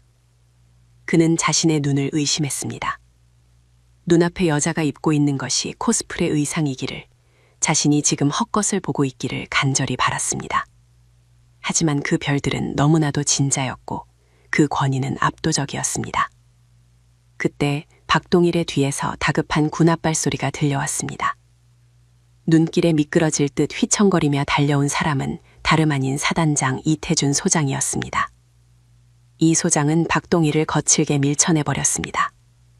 박동일이 눈밭에 볼품없이 나뒹굴었습니다. 그리고 사단장은 곧바로 민지아의 앞에 서서 무릎이 땅에 닿을 정도로 정중하고도 절도 있는 동작으로 거수경례를 올렸습니다. 그의 손끝은 미세하게 떨리고 있었습니다. 이 소장의 목소리가 헬기의 소음을 뚫고 쩌렁쩌렁하게 울려 퍼졌습니다. 충성! 제3군단 12사단장 소장 이태준, 육군 감찰사령관님께 신고합니다. 연병장에 모인 수백 명의 병사들과 간부들, 그리고 눈밭에 처박힌 박동일의 귀에 그 소리는 천둥벼락보다 더 크게 꽂혔습니다. 정적. 몰아치던 눈보라 소리마저 삼켜버릴 듯한 무거운 정적이 연병장을 지배했습니다. 박동일은 멍한 표정으로 입을 벌린 채 눈앞의 광경을 바라보았습니다. 자신의 직속 상관인 사단장이 자신이 방금까지 술집 여자라며 멸시하고 짓밟으려 했던 그 여자에게 깍듯이 격리하고 있는 현실. 감찰, 사령관. 그의 뇌세포가 비명을 지르며 현실을 거부했습니다.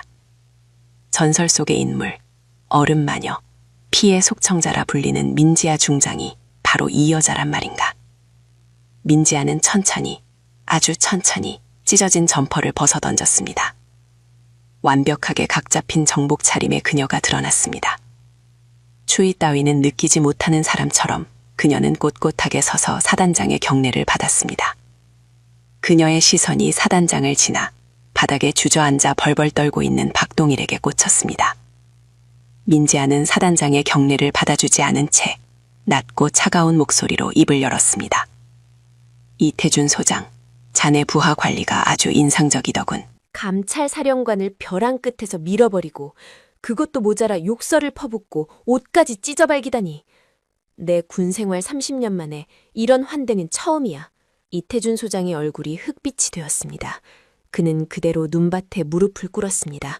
장군의 무릎이 병사들 앞에서 꺾이는 순간이었습니다. 죽을 죄를 지었습니다, 사령관님. 명목 없습니다. 민지아는 뚜벅뚜벅 걸어 박동일의 앞으로 다가갔습니다. 박동일은 뒷걸음질 치려었지만 다리에 힘이 풀려 꼼짝도 할 수 없었습니다. 그는 올려다본 민지아의 얼굴에서 자신이 그토록 무시했던 여자가 아닌 자신을 파멸시킬 절대적인 포식자의 눈빛을 보았습니다. 박동일의 입술이 파르르 떨리며 비굴한 변명이 흘러나왔습니다. 사령관님, 저는 몰랐습니다. 정말 몰랐습니다. 그저 외부인인 줄 알고. 민지아는 허리를 숙여 박동일과 눈을 맞췄습니다. 그녀의 입가에 서늘한 미소가 걸렸습니다. 몰랐다? 그래, 계급장은 몰랐을 수 있지. 하지만 박대령, 그녀의 목소리가 비수처럼 박동일의 심장을 찔렀습니다. 사람이 사람을 대하는 태도는 계급과 상관없는 법이야. 내 놈은 내가 중장이라서 겁을 먹은 게 아니야.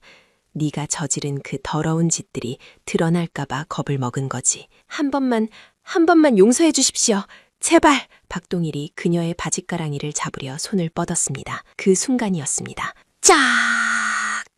날카롭고 육중한 파열음이 연병장의 공기를 갈랐습니다. 민지아의 손바닥이 박동일의 뺨을 강타했습니다.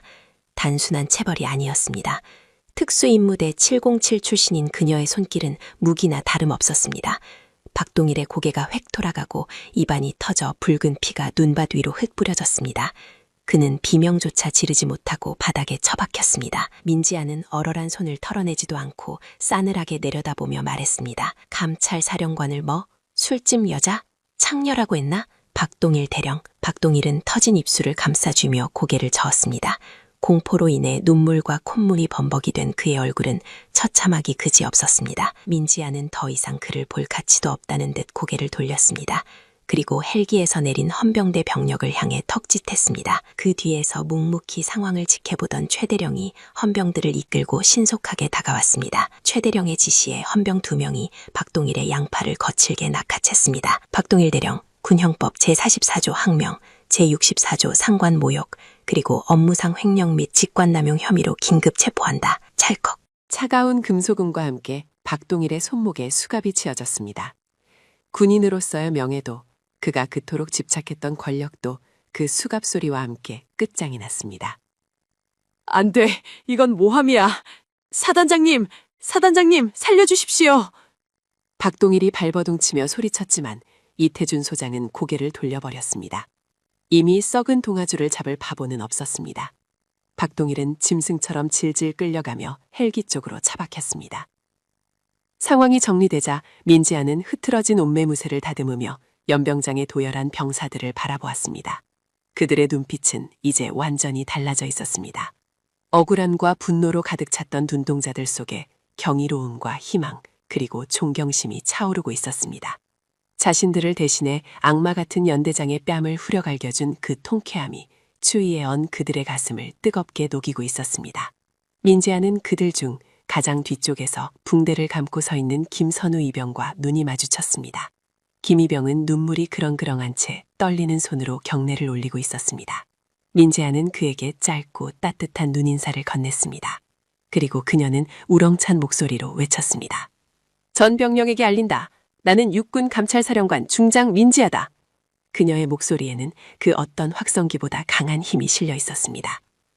너희들의 고통을 너무 늦게 알아서 미안하다. 하지만 이제부터는 다르다. 오늘부로 이 부대의 지휘권은 내가 직접 행사한다. 병사들 사이에서 술렁임이 일었습니다.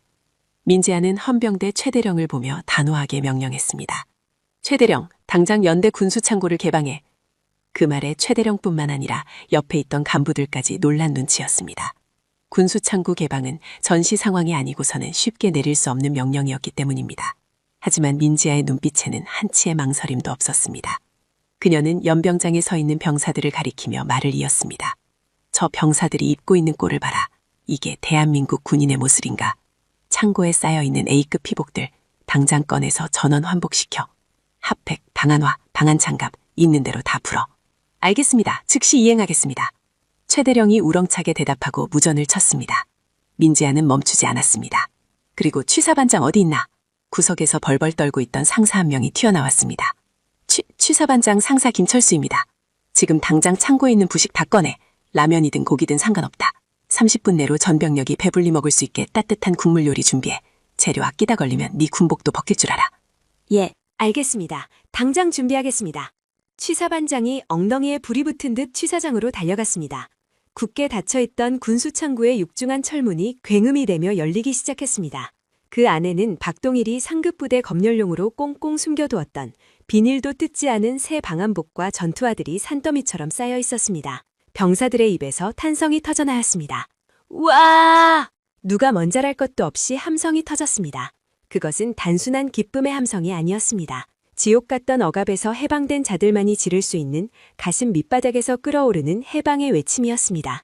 헌병들이 박스째로 핫팩을 뿌리고 새 패딩 점퍼를 병사들에게 던져주었습니다. 병사들은 서로를 얼싸안고 지급받은 핫팩을 얼굴에 비비며 온기를 느꼈습니다. 덜덜 떨던 몸이 따뜻한 옷으로 감싸지자 그제야 살 것 같다는 표정들이 피어났습니다. 민지아는 그 모습을 묵묵히 지켜보았습니다. 하지만 그녀의 눈은 웃고 있지 않았습니다. 이것은 시작일 뿐이었습니다. 박동일 하나 잡았다고 끝날 문제가 아니었습니다. 이 산골짜기 부대까지 부패가 썩어 들어오게 만든 몸통, 그 거대한 배후가 서울에 도사리고 있음을 그녀는 알고 있었습니다. 박동일이 끌려가며 남긴 마지막 눈빛, 공포 속에서도 어딘지 모르게 믿는 구석이 있어 보이던 그 눈빛이 그녀의 뇌리에 박혔습니다. 국방부, 황 중장. 민지아는 주먹을 꽉 쥐었습니다. 장갑 안에서 뼈마디가 우드득 소리를 냈습니다. 그때 그녀의 옆으로 다가온 최대령이 조심스럽게 물었습니다. 사령관님, 박동일 대령의 집무실을 압수수색하던 중 금고에서 이상한 장부를 발견했습니다. 민지아의 눈썹이 꿈틀했습니다. 장부? 예, 그런데 내용이 심상치 않습니다. 단순한 횡령 장부가 아닙니다. 여기엔 VIP들의 이름이 적혀 있습니다. 민지아가 손을 내밀었습니다. 최대령이 건넨 낡은 수첩. 그녀가 첫 장을 넘기는 순간 눈보라보다 더 차가운 한기가 그녀의 등툴기를 타고 흘렀습니다. 그곳에는 예상보다 훨씬 더 거대하고 추악한 이름들이 붉은 글씨로 빼곡하게 적혀 있었습니다. 이것은 단순한 횡령 사건이 아니었습니다. 대한민국 군 전체를 뒤흔들 거대한 폭풍의 핵이 바로 이 설악산 골짜기에서 열리고 있었습니다. 민지아는 수첩을 탁 덮으며 서울 쪽 하늘을 노려보았습니다. 판이 생각보다 크군. 그녀의 입꼬리가 싸늘하게 올라갔습니다. 어디 한번 끝까지 가보자고. 누가 먼저 얼어 죽나. 눈보라가 다시 거세게 휘몰아쳤지만 얼음마녀 민지아의 눈동자는 그 어느 때보다 뜨겁게 타오르고 있었습니다. 사냥은 이제부터가 진짜 시작이었습니다. 서울의 화려한 야경이 내려다 보이는 강남의 한 고급 요정. 크리스탈 잔에 부딪히는 얼음 소리가 유난히 날카롭게 정막을 깼습니다. 최고급 양주가 담긴 잔을 흔들며 소파 깊숙이 몸을 파묻은 남자의 얼굴에는 짜증이 가득 묻어 있었습니다. 국방도 실세이자 차기 장관 후보로 거론되는 황준장이었습니다. 그 맞은편 어둠 속에 반쯤 얼굴을 가린 채 시가 연기를 내뿜고 있는 이는 여당의 실세 오 의원이었습니다. 방 안을 가득 채운 것은 숨막힐 듯한 긴장감과 매캐한 담배 연기뿐이었습니다. 황중장이 신경질적으로 넥타이를 풀어헤치며 입을 열었습니다. 박동일 그 멍청한 놈이 장부를 뺏겼답니다. 민지야, 그 여자가 냄새를 맡았어요. 그냥 횡령장 보면 꼬리 자르기로 끝내겠는데 하필이면 그 안에 의원님과 제가 관련된 프로젝트 판도라 자금 내역이 들어있단 말입니다. 오 의원은 대답 대신 천천히 시가채를 털어냈습니다. 툭 하고 떨어지는 회색재가 마치 누군가의 목숨처럼 위태로워 보였습니다. 그의 목소리는 뱀이 기어가는 듯 낮고 습했습니다. 군인들은 참 단순해서 탈이야. 칼로 찌르고 총으로 쏴야만 이기는 줄 알지. 민지아라는 여자 얼음마녀라고 불린다지. 강한 쇠는 부러지기 마련이야. 그 여자의 약점이 뭔지 아나? 약점이라뇨? 가족도 없고 오로지 군대밖에 모르는 독종입니다. 아니, 틀렸어. 정의감에 불타는 놈들의 약점은 바로 자신이 지키려는 사람이지. 오 의원이 탁자 위에 놓인 서류 봉투 하나를 황중장 앞으로 밀었습니다. 봉투 겉면에는 김선우 이병이라는 이름과 함께 부산의 한 재래시장에서 채소를 팔고 있는 늙은 여인의 사진이 붙어 있었습니다. 오 의원의 눈빛이 잔인하게 번뜩였습니다. 입을 막을 수 없다면 혀를 꼬이게 만들어야지. 민지아를 잡으려면 그 여자가 목숨 걸고 구한 그 병사를 이용해 가장 잔인하고 가장 비열한 방법으로. 부산의 새벽, 자갈치 시장의 아침은 거친 파도 소리와 상인들의 활기찬 외침으로 시작되었습니다. 김선우의 어머니 박수님 여사는 굽은 허리를 두드리며 좌판에 싱싱한 배추와 물을 진열하고 있었습니다. 손은 흙투성이고 얼굴에는 깊은 주름이 패어 있었지만 그녀의 표정은 밝았습니다. 어제 아들이 전화를 걸어와 어머니 이제 좋은 상관을 만나서 군 생활이 편해질 것 같아요 라며 울먹이던 목소리가 귓가에 맴돌았기 때문이었습니다. 차가운 새벽 공기를 가르며 검은색 승합차 한 대가 시장 입구로 미끄러지듯 들어왔습니다. 타이어가 젖은 바닥을 지시기는 소리가 불길하게 들려왔지만 박 여사는 손님인 줄 알고 몸을 일으켰습니다. 어서 오이소, 싱싱한 배추이심더. 승합차 문이 거칠게 열리는 소리와 함께 검은 정장을 입은 건장한 사내 셋이 튀어나왔습니다. 그들의 표정에는 감정이 없었습니다. 마치 기계처럼 박 여사에게 다가갔습니다. 박 여사의 눈이 휘둥그레졌습니다. 누구는겨? 와이라는데? 사내 중 하나가 아무 말 없이 박 여사의 팔을 거칠게 낚아챘습니다. 좌판이 엎어지며 배추와 무가 바닥으로 나뒹굴었습니다.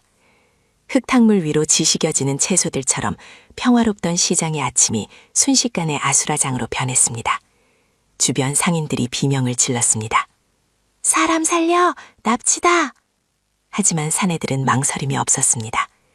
반항하는 박 여사의 입을 거친 손수건으로 틀어막고 침착처럼 차 안으로 밀어 넣었습니다.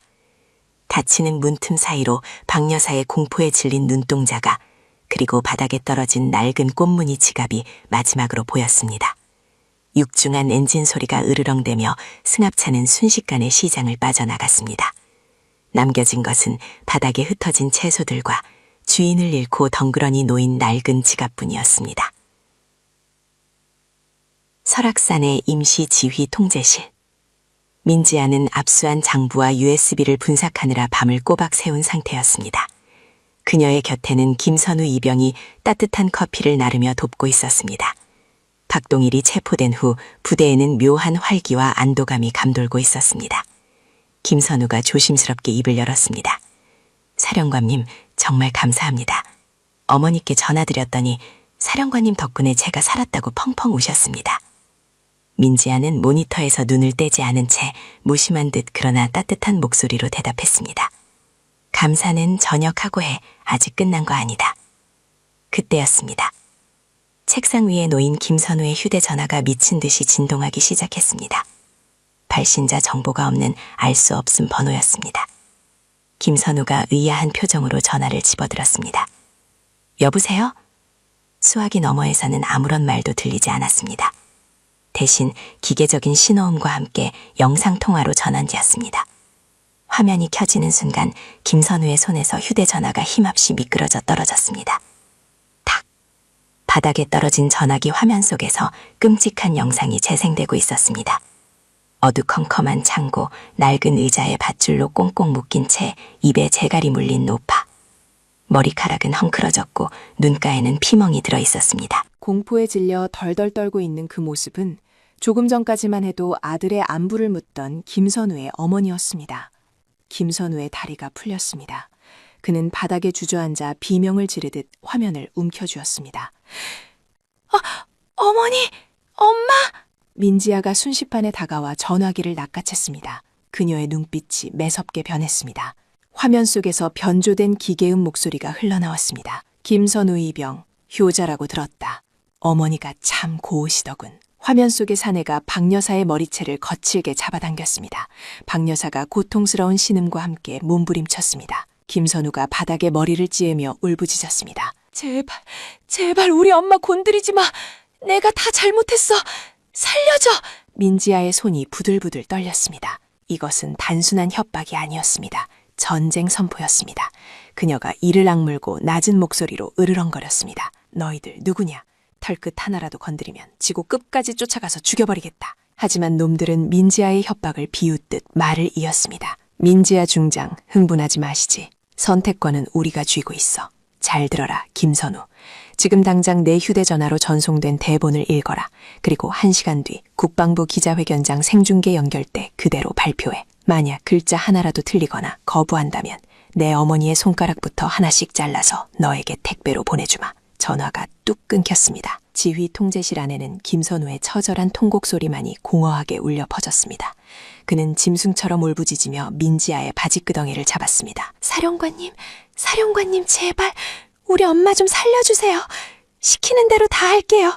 제가 죽을게요. 민지아는 입술을 깨물었습니다. 비릿한 피맛이 입안에 번졌습니다. 놈들이 원하는 것은 명확했습니다. 김선우가 민지아를 강압수사와 고문을 일삼은 악마로 고발하게 만드는 것. 그래서 장부의 신빙성을 없애고 민지아를 매장시키는 것. 이것은 덫이었습니다. 피할 수 없는 잔인하고도 완벽한 덫. 그때 지휘 통제실의 문이 거칠게 열리며 헌병대 완장을 찬 낯선 무리들이 들이닥쳤습니다. 그들의 뒤로 국방부 감사관실 요원들이 따라 들어왔습니다. 맨 앞에 선 대령 계급의 사내가 민지아에게 다가와 영장을 들이밀었습니다. 국방부 특별감사팀장입니다. 민지아 중장, 귀관을 직권남용 및 부하병사에 대한 가혹행위 혐의로 긴급 직무정지 처분합니다. 민지아는 영장을 쳐다보지도 않았습니다.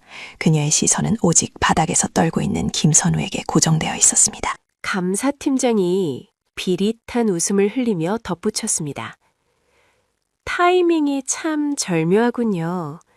피해자인 김선우 이병이 지금 막 실신할 지경이니 즉시 격리 조치하겠습니다. 김 이병은 서울로 이송하여 보호 조치 후 언론 브리핑을 준비할 겁니다. 헌병들이 김선우를 일으켜 세우려 하자 김선우가 발버둥 쳤습니다. 이거 놔! 안 돼! 우리 엄마가! 하지만 건장한 헌병들은 김선우를 강제로 끌고 나갔습니다. 멀어지는 김선우의 절규가 민지아의 자슴을 후벼 팠습니다. 민지아는 주먹을 꽉 쥐었습니다. 당장이라도 눈앞에 있는 이 가증스러운 감사팀장의 목을 꺾어버리고 싶었습니다. 그녀의 전신에서 뿜어져 나오는 살기에 감사팀장이 움찔하며 뒷걸음질 쳤습니다. 주변의 공기가 순식간에 얼어붙는 듯 했습니다. 민지아는 천천히, 아주 천천히 허리춤에 있던 권총을 꺼내 책상 위에 올려놓았습니다. 묵직한 금소금이 정적을 갈랐습니다. 그녀는 감사팀장을 노려보며 낮지만 서슬퍼런 목소리로 말했습니다. 지금 내 총을 가져가는 걸 다행으로 여겨라. 만약 내가 이 군복을 벗고 다시 돌아오는 날엔 법 따위는 없을 테니까. 민지아는 자신의 어깨에 달려있던 중장 계급장을 거칠게 뜯어 책상 위에 던졌습니다. 그녀의 눈동자는 더 이상 군인의 것이 아니었습니다. 모든 것을 잃고 오직 복수만을 위해 지옥에서 기어 올라온 악기의 눈빛이었습니다. 김선우 이병 털끝 하나라도 건드리면 그땐 국방부 건물이 통째로 무너질 각오해라. 민지아는 헌병들을 밀치고 밖으로 걸어 나갔습니다. 밖에는 다시 거센 눈보라가 몰아치고 있었습니다. 하지만 민지아는 추위를 느끼지 못했습니다. 그녀의 가슴 속에는 설악산의 눈보라보다 더 차갑고 매서운 분노가 소용돌이치고 있었습니다. 그녀는 주머니 속에서 작은 무전기를 꺼내 707시절부터 사용해온 비상 채널을 맞췄습니다. 치지직거리는 잡음 속에서 그녀가 짧게 읊조렸습니다. 코드 제로, 사냥을 시작한다. 목표는 대한민국 국방부다. 바람 소리에 묻혀 사라진 그녀의 독백은 거대한 폭풍의 서막을 알리는 신호탄이었습니다. 법도, 계급도, 명예도 필요 없었습니다. 이제 그녀에게 남은 것은 오직 심판뿐이었습니다. 어둠 속으로 사라지는 그녀의 뒷모습 위로 하얀 눈발이 붉은 핏빛처럼 흩날리고 있었습니다. 황중장의 뻔뻔한 목소리가 크리스탈 잔에 부딪혀 산산이 조각나던 그 시각, 서울 외곽에 버려진 물류창고 단지는 죽음보다 더한 정적에 잠겨 있었습니다. 차가운 밤 공기를 가르는 것은 오죽 녹슨 철문이 바람에 삐그덕거리는 소리와 창고 안쪽에서 새어나오는 희미한 벌빛뿐이었습니다. 그곳은 법도 도덕도 통하지 않는 무법천지, 오직 힘의 논리만이 지배하는 야수들의 소굴이었습니다. 어둠 속에 웅크린 그림자 하나가 창고의 깨진 창문 틈으로 내부를 응시하고 있었습니다. 민지아 중장이었습니다. 아니, 지금 이 순간 그녀는 육군본부의 감찰실장이 아니었습니다. 그녀의 눈빛은 이미 십수년 전 대한민국 최고의 인간병기로 불리던 707 특수임무단 시절의 살기로 번뜩이고 있었습니다. 그녀는 허리춤을 단단히 조였습니다. 가죽 홀스터가 팽팽하게 당겨지며 둔탁한 마찰음을 냈습니다. 겉옷 안쪽에는 차가운 금속성을 띠는 단검 2자루가 숨겨져 있었고 손에는 소음기가 장착된 권총이 들려 있었습니다. 그녀는 깊게 숨을 들이마셨습니다. 폐부 깊숙이 스며드는 차가운 공기가 뜨겁게 끓어오르는 분노를 아주 잠시나마 식혀주었습니다. 그녀의 뇌리에는 조금 전 김선우 이병이 보여주었던 절망적인 눈물이 스쳐 지나갔습니다. 나라를 지키러 간 아들의 어머니를 납치해 협박도구로 삼다니.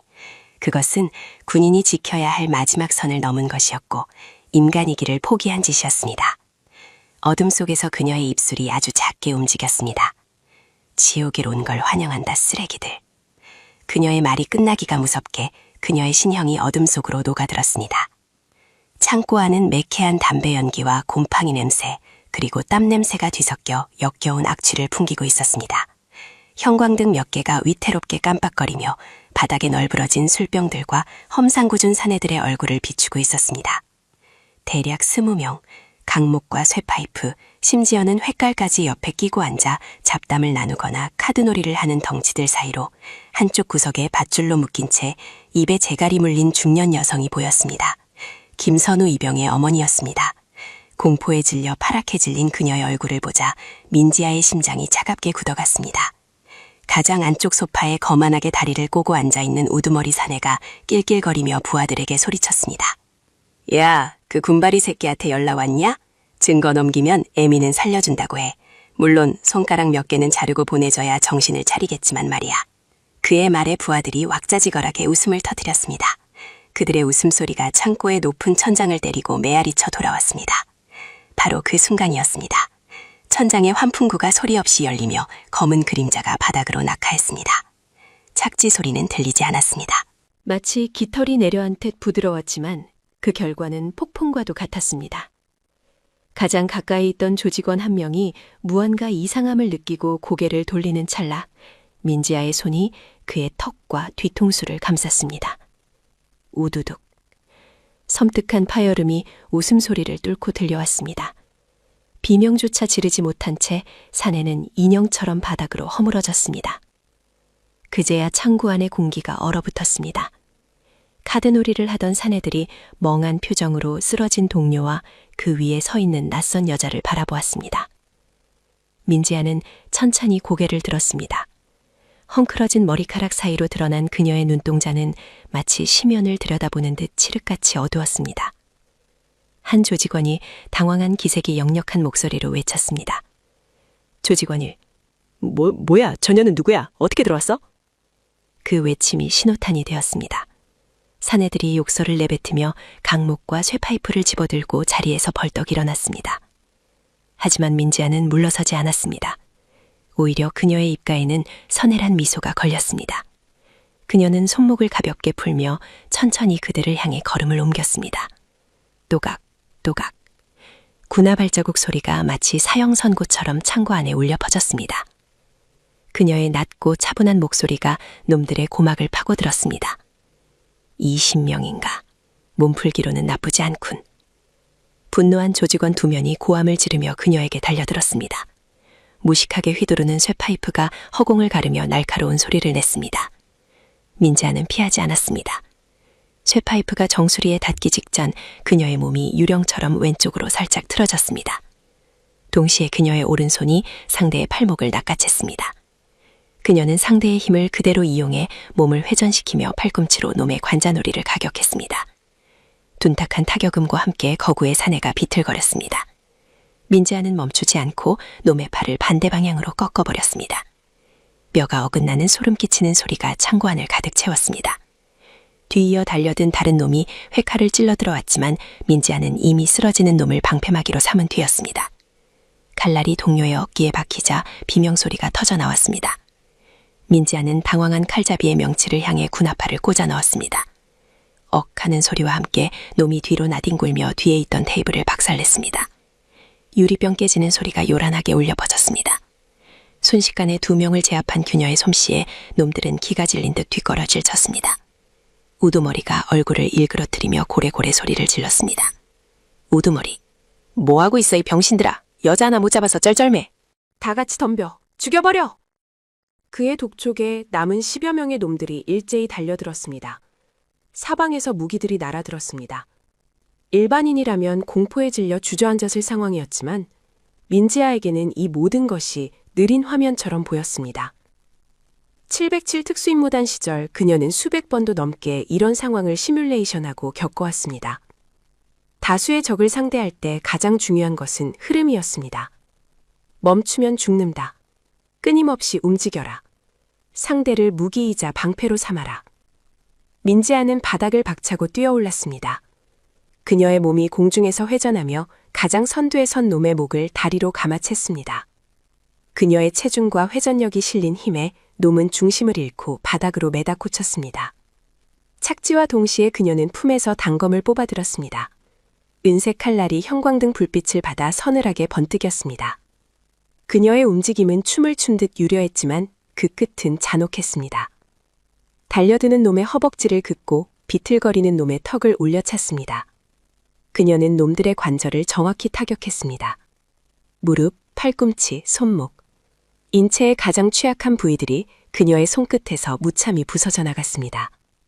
창고 안은 순식간에 아수라장으로 변했습니다. 뼈가 부러지는 소리, 살이 찢기는 소리, 그리고 고통에 찬 비명소리가 끊이지 않았습니다. 민지아는 쇠파이프를 휘두르는 놈의 품으로 파고들어 팔꿈치로 턱을 올려찼습니다. 놈의 고개가 뒤로 젖혀지며 이가 부러져 나갔습니다. 그녀는 놈의 멱살을 잡아 그대로 뒤로 던져버렸습니다. 날아간 놈은 뒤따라오던 2명의 조직원과 엉켜 볼링핀처럼 쓰러졌습니다.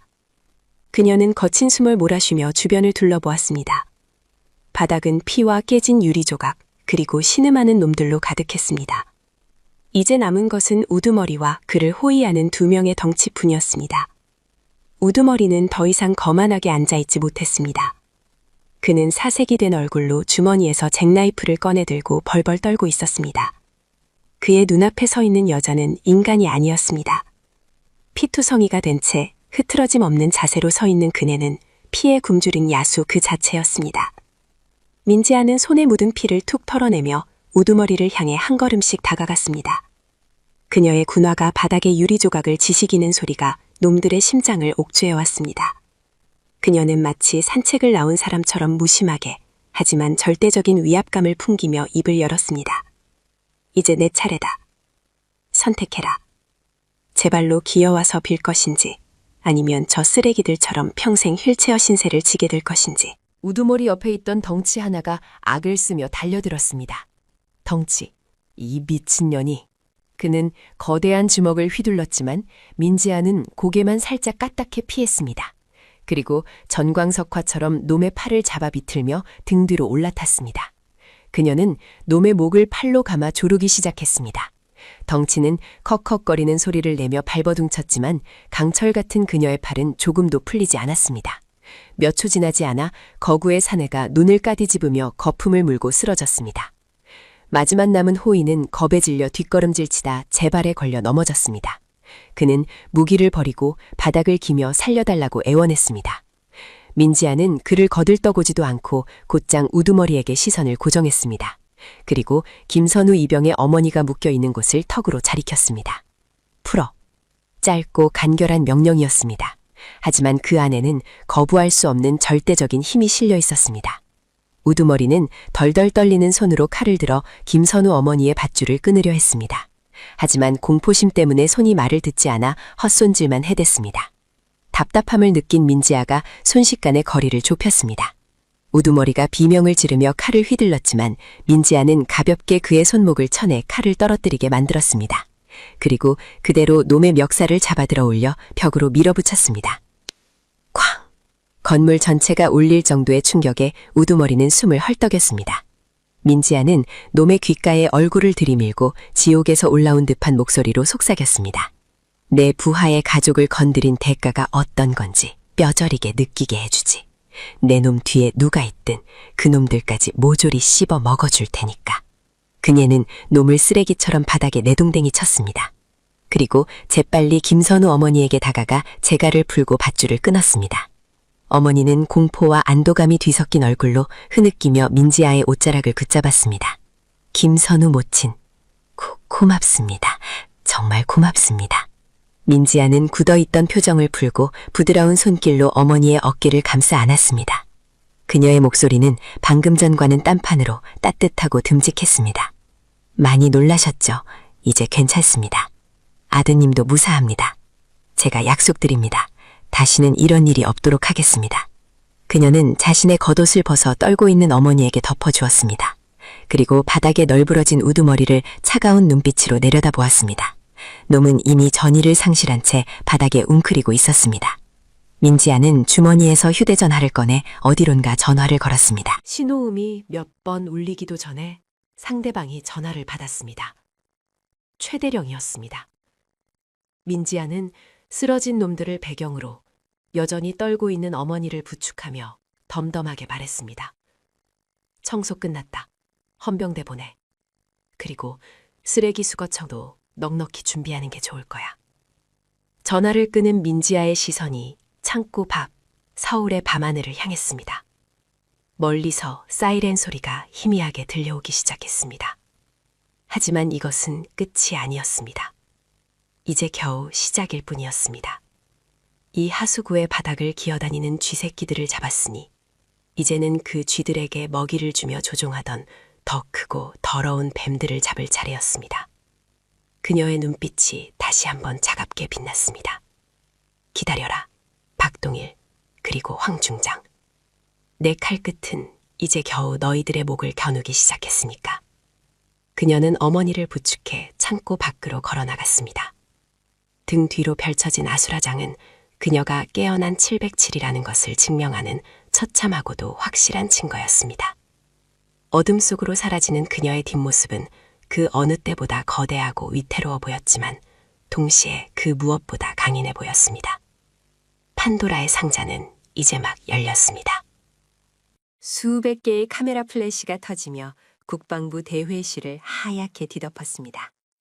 쉴 새 없이 터지는 셔터 소리가 마치 기관총 사격처럼 고막을 때렸습니다. 단상 위에는 말끔한 정장을 차려입은 황 중장과 오 의원이 비장한 표정으로 앉아 있었습니다.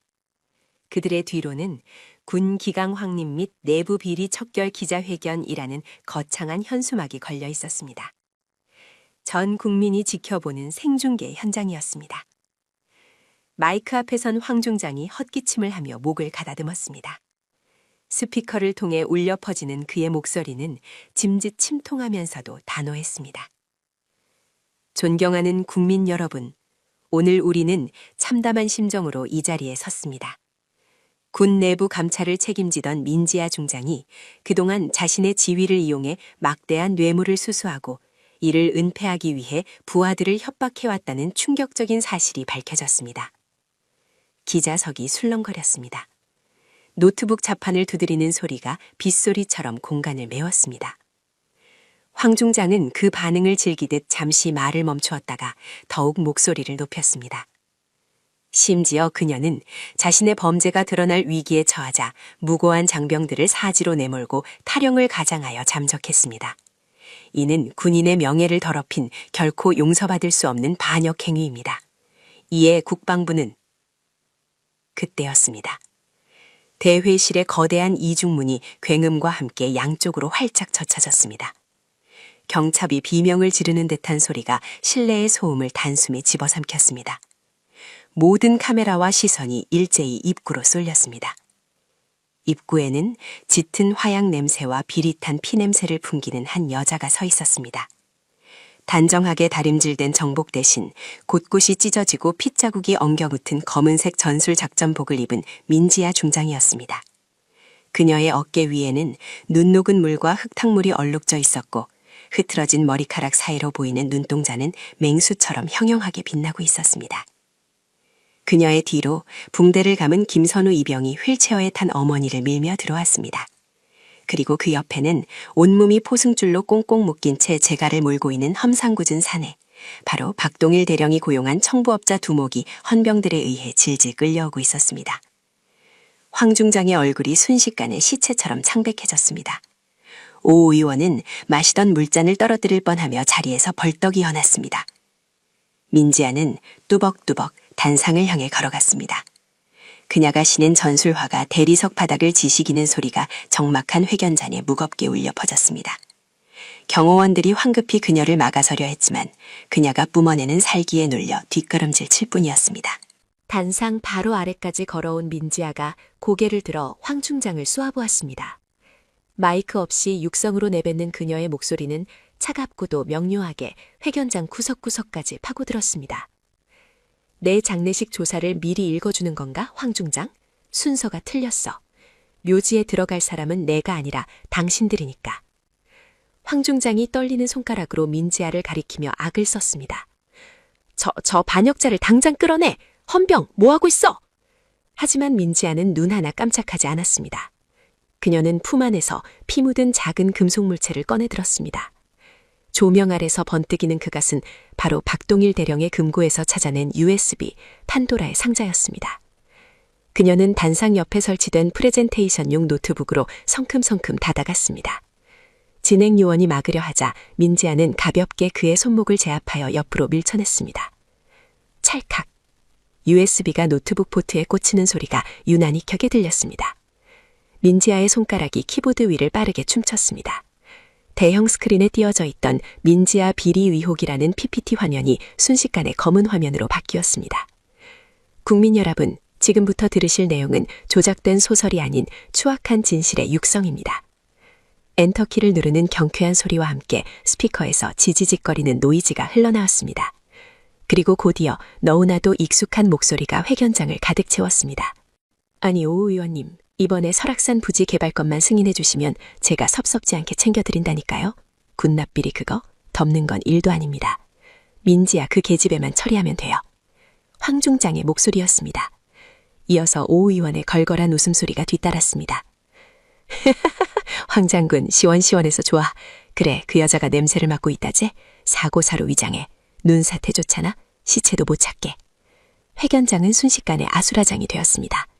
기자들은 미친 듯이 셔터를 눌러댔고 생중계를 지켜보던 국민들은 경악을 금치 못했습니다. 오 의원은 얼굴이 불그락부르락해져서 소리를 질렀습니다. 꺼! 당장 저거 안 꺼! 조작이야! 저건 딥페이크라고! 하지만 민지아는 멈추지 않았습니다. 이번에는 영상이 재생되었습니다. 흔들리는 카메라 앵글 속에서 지금 묶여있는 조폭두목이 김선우 이병의 어머니를 납치하여 협박하는 장면이 고스란히 드러났습니다. 아들이 갖고 튀었다는 그 장부 어디 있어? 말 안 하면 이 할멈고 손가락부터 하나씩 자른다. 영상 속에서 공포에 질려 비명을 지르는 노모의 모습과 그 옆에서 낄낄거리는 박동일 대령의 모습까지 선명하게 잡혔습니다. 스크린을 멍하니 바라보던 김선우 이병의 어머니가 참았던 울음을 터뜨렸습니다.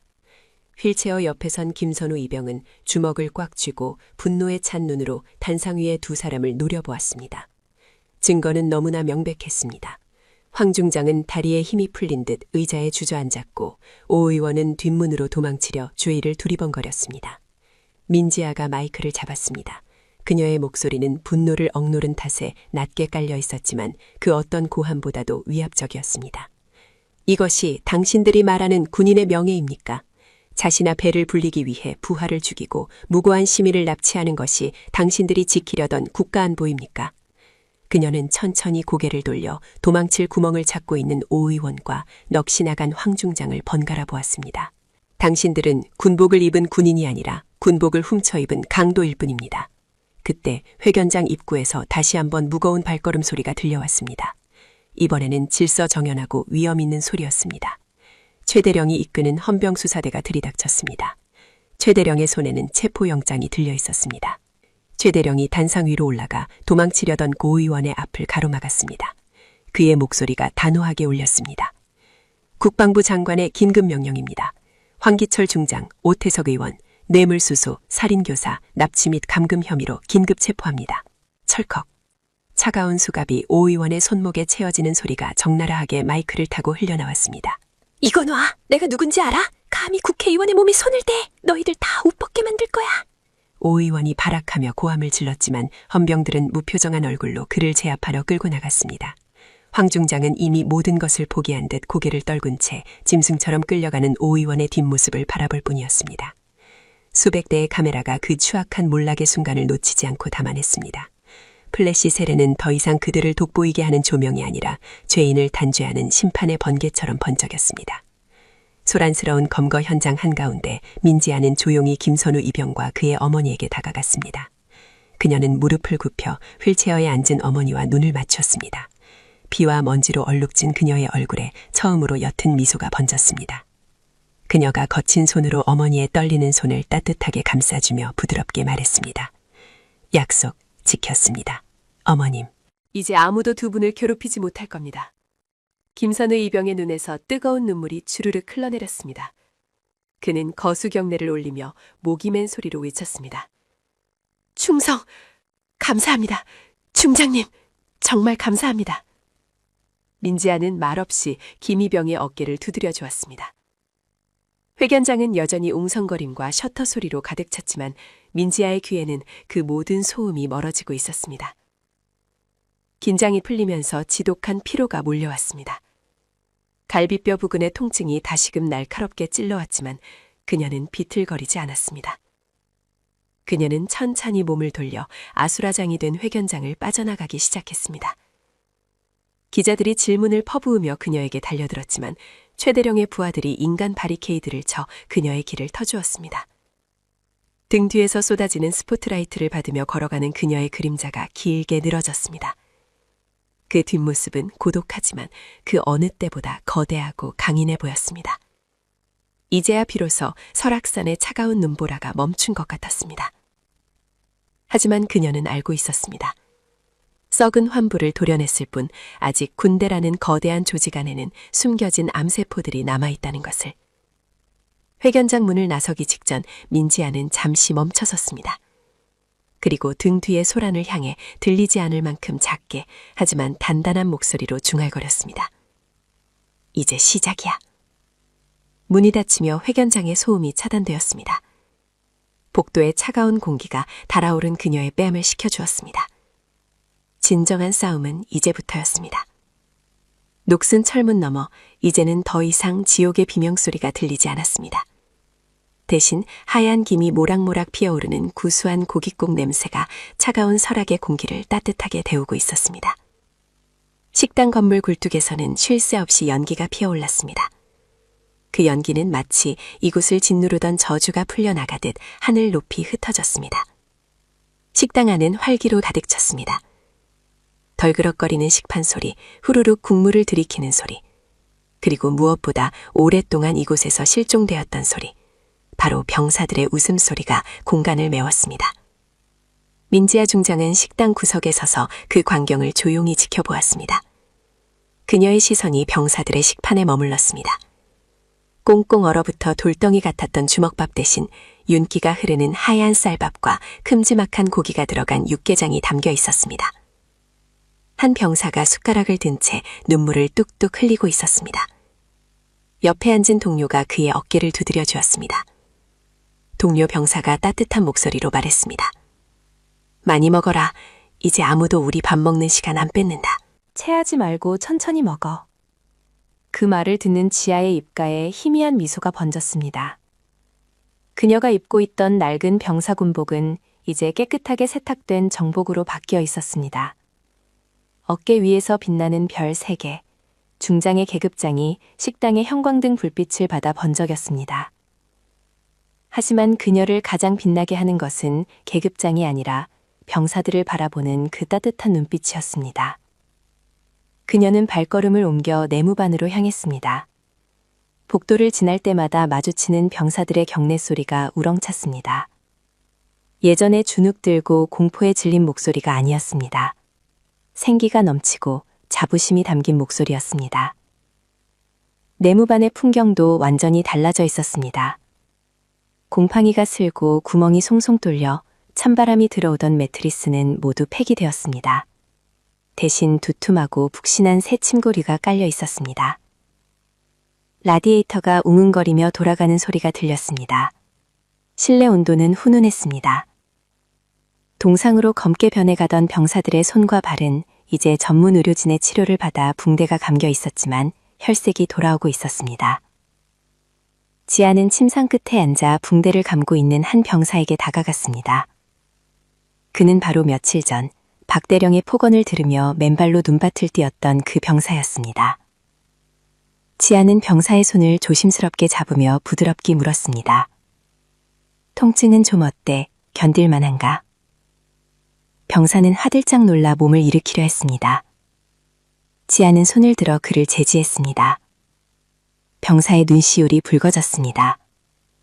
떨리는 목소리로 병사가 대답했습니다. 중장님, 덕분에 살았습니다. 정말 따뜻합니다. 발가락을 자르지 않아도 된다고 합니다. 감사합니다. 지아는 고개를 끄덕이며 그의 어깨를 두어 번 다독였습니다. 그녀의 손길에는 지휘관의 위엄보다는 누나 혹은 어머니와 같은 애틋함이 담겨 있었습니다. 그녀는 다시 밖으로 나왔습니다. 연병장에는 새로운 보급 트럭들이 줄지어 들어오고 있었습니다. 박대령과 황중장이 빼돌렸던 예산들이 이제야 비로소 주인인 병사들에게 돌아온 것입니다. 최신형 방한화, 기능성 내복, 그리고 튼튼한 방탄조끼가 병사들에게 지급되고 있었습니다. 상자를 뜯는 병사들의 환호성이 들려왔습니다. 야, 이거 봐! 진짜 구어텍스야! 이제 발 안 젖겠다! 핫팩도 박스째로 왔어! 마음껏 써도 된대! 그 소란스러운 기쁨의 현장 한가운데 김선우 이병이 서 있었습니다. 그는 새 전투화를 신고 제자리에서 콩콩 뛰어보며 아이처럼 웃고 있었습니다. 그의 주머니 속에는 이제 증거가 담긴 USB 대신 어머니가 보내온 따뜻한 편지가 들어 있었습니다. 지아를 발견한 김희병이 달려왔습니다. 그는 씩씩하게 거수경례를 붙였습니다. 김선우가 장난기 섞인 그러나 존경심 가득한 목소리로 외쳤습니다. 충성, 중장님, 어머니께서 꼭 전해달라고 하셨습니다. 나중에 제대하면 꼭 식당에 들르시라고요. 국밥 평생 공짜라고 하십니다. 지아는 소리내어 웃었습니다. 그 웃음소리는 설악의 바람보다 시원했습니다. 지아가 김선우의 눈을 똑바로 바라보며 말했습니다. 어머니께 전해드려 국밥 먹으러 꼭 가겠다고. 그리고 고맙다 김선우. 네 용기가 아니었다면 이 모든 건 불가능했어. 김선우는 쑥스러운 듯 뒷머리를 긁적였습니다. 하지만 그의 가슴은 그 어느 때보다 뜨겁게 부풀어 올랐습니다. 자신이 한 행동이, 자신의 용기가 이 지옥을 천국으로 바꾸었다는 사실이 믿기지 않을 만큼 벅찼습니다. 이제 떠날 시간이었습니다. 서울로 돌아가는 검은색 세단이 본부 건물 앞에 대기하고 있었습니다. 헌병대장 최대령이 차 문을 열고 기다리고 있었습니다. 지아는 별도의 이임식이나 환송 행사를 금지시켰습니다. 병사들을 추운 연병장에 다시 집합시키는 것 자체가 또 다른 고통이 될 수 있다고 생각했기 때문입니다. 그녀는 그저 조용히 바람처럼 왔다가 바람처럼 사라지길 원했습니다. 최대령이 정중하게 고개를 숙이며 말했습니다. 중장님, 모든 준비가 끝났습니다. 박 대령과 그 일당들은 헌병대 호송차에 실려 이미 서울로 이송되었습니다. 국방부 감찰팀에서도 조사를 시작했습니다. 지아는 고개를 끄덕이며 차에 오르려 했습니다. 그때였습니다. 저 멀리 내무반과 식당 그리고 초소에서 웅성거리는 소리가 들리기 시작했습니다. 처음에는 작은 속삭임 같았던 소리가 점점 커지더니 이내 거대한 파도처럼 변했습니다. 지아가 발을 멈추고 뒤를 돌아보았습니다. 그녀의 눈이 커졌습니다. 누구의 명령도 없었습니다. 사이렌 소리도 없었습니다. 하지만 수천 명의 병사들이 건물 밖으로 쏟아져 나오고 있었습니다. 그들은 약속이라도 한 듯 질서정연하게 도로 양옆으로 도열하기 시작했습니다. 차가운 겨울바람이 그들의 뺨을 때렸지만 아무도 움츠러들지 않았습니다. 그들의 눈빛은 뜨거웠습니다. 자신들을 구해주고 자신들의 존엄을 되찾아준 진짜 지휘관을 그냥 보낼 수 없다는 간절함이 그들의 발을 움직인 것입니다. 최대령이 놀란 표정으로 지아를 바라보았습니다. 중장님, 이건 제가 지시한 게 아닙니다. 지아는 아무 말 없이 그 광경을 바라보았습니다. 가슴 깊은 곳에서 뜨거운 무언가가 치밀어 올랐습니다. 그녀는 차에 타는 대신 천천히 걸음을 옮겨 병사들 앞으로 나아갔습니다. 자갈 밟는 소리만이 유일하게 들리는 정적 속에서 지아는 병사 한 명 한 명의 얼굴을 눈에 담았습니다. 가장 앞줄에 서 있던 부사관 한 명이 목이 터져라 외쳤습니다. 구령 소리가 쩌렁쩌렁하게 산을 울렸습니다. 부대 차렷! 중장님께 대하여 경례! 일제히 수천 개의 손이 올라갔습니다. 충성! 그 함성은 단순한 인사치레가 아니었습니다. 그것은 억눌렸던 서름의 해방이자 진정한 리더에 대한 무한한 존경의 표시였습니다. 맨 앞줄에 서 있던 김선우 이병의 뺨 위로 굵은 눈물방울이 흘러내렸습니다. 옆에 서 있던 다른 병사들도 마찬가지였습니다. 그들은 울고 있었지만 표정은 그 어느 때보다 강인해 보였습니다. 지아는 천천히 오른손을 들어 그들의 경례를 받았습니다. 그녀의 손끝은 절도 있었지만 눈가는 촉촉하게 젖어 있었습니다. 그녀는 알고 있었습니다. 이 순간이 자신의 군 생활 중 가장 영광스러운 순간으로 기억될 것임을. 그녀는 떨리는 목소리를 가다듬고 그러나 단호하고 명확하게 마지막 말을 남겼습니다. 그녀의 목소리는 확성기가 없어도 모두의 가슴에 꽂혔습니다. 지아가 외쳤습니다. 기억해라. 군은 약절을 보호하기 위해 강해져야 한다. 너희가 입고 있는 그 군복은 훈장을 위한 도구가 아니다. 너희들 한 명 한 명이 바로 대한민국이다. 부디 건강하게 돌아가라. 병사들은 대답 대신 더 힘차게 손끝을 눈썹에 붙였습니다. 그 침묵의 대답은 어떤 환호성보다 강력했습니다. 지아는 다시 한번 그들을 둘러본 뒤 차에 올랐습니다. 엔진 소리가 부드럽게 울리고 차가 천천히 움직이기 시작했습니다. 차창 밖으로 끝없이 이어진 병사들의 행렬이 보였습니다. 차가 시야에서 사라질 때까지 그들은 부동자세로 손을 내리지 않았습니다. 백미러에 비친 그들의 모습은 마치 눈 덮인 설악산의 굳건한 바위들처럼 보였습니다. 차 안은 조용했습니다. 최대령은 운전석에서 묵묵히 핸들만 잡고 있었습니다. 지아는 창밖으로 지나가는 설악의 풍경을 바라보았습니다. 며칠 전만 해도 지옥 같았던 그 험준한 산세가 이제는 웅장하고 아름답게 느껴졌습니다. 그녀는 품 안에서 작은 수첩을 꺼냈습니다. 그곳에는 이번 작전에서 희생될 뻔했던 병사들의 이름이 빼곡히 적혀 있었습니다.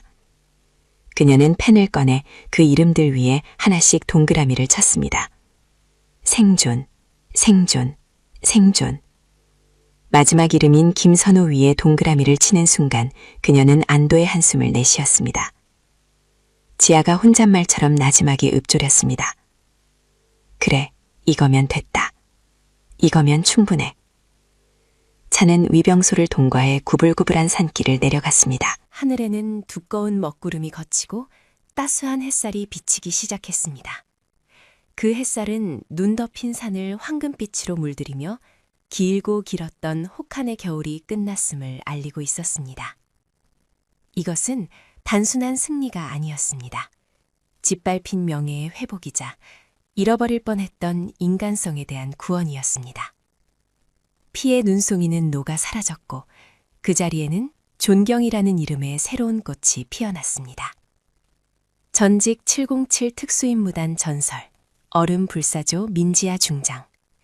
그녀는 다시 한번 증명했습니다. 진정한 힘은 주먹에서 나오는 것이 아니라 사람을 아끼는 마음에서 나온다는 것을 말입니다. 차가 멀리 사라진 뒤에도 설악산 자락에는 병사들의 뜨거운 입김이 오랫동안 머물러 있었습니다. 그날의 바람은, 그날의 공기는, 그날의 기억은 영원히 그곳에 남아 전설처럼 전해질 것입니다. 엔딩 크레딧 음악이 고조되며 여러분, 오늘 민지아 중장의 이야기를 어떻게 들으셨나요? 권력 앞에 무릎 꿇지 않고 오직 자신의 부하들을 위해 목숨을 걸고 싸운 그녀의 모습. 어쩌면 우리가 현실에서 그토록 바라는 진짜 어른, 진짜 리더의 모습이 아닐까요? 군은 약자를 보호하기 위해 강해져야 한다. 그녀가 남긴 마지막 말이 가슴을 깊게 울립니다. 여러분이 생각하는 진정한 정의란 무엇인가요? 그리고 우리 사회에 민지아 중장 같은 영웅이 더 많아지려면 우리는 어떤 목소리를 내야 할까요? 여러분의 뜨거운 생각을 댓글로 남겨주세요. 여러분의 소중한 댓글 하나하나가 또 다른 정의를 만드는 불씨가 될 수 있습니다. 지금까지 사이다 스토리 내레이터였습니다. 구독과 좋아요는 더 통쾌하고 감동적인 이야기를 만드는 큰 힘이 됩니다. 감사합니다.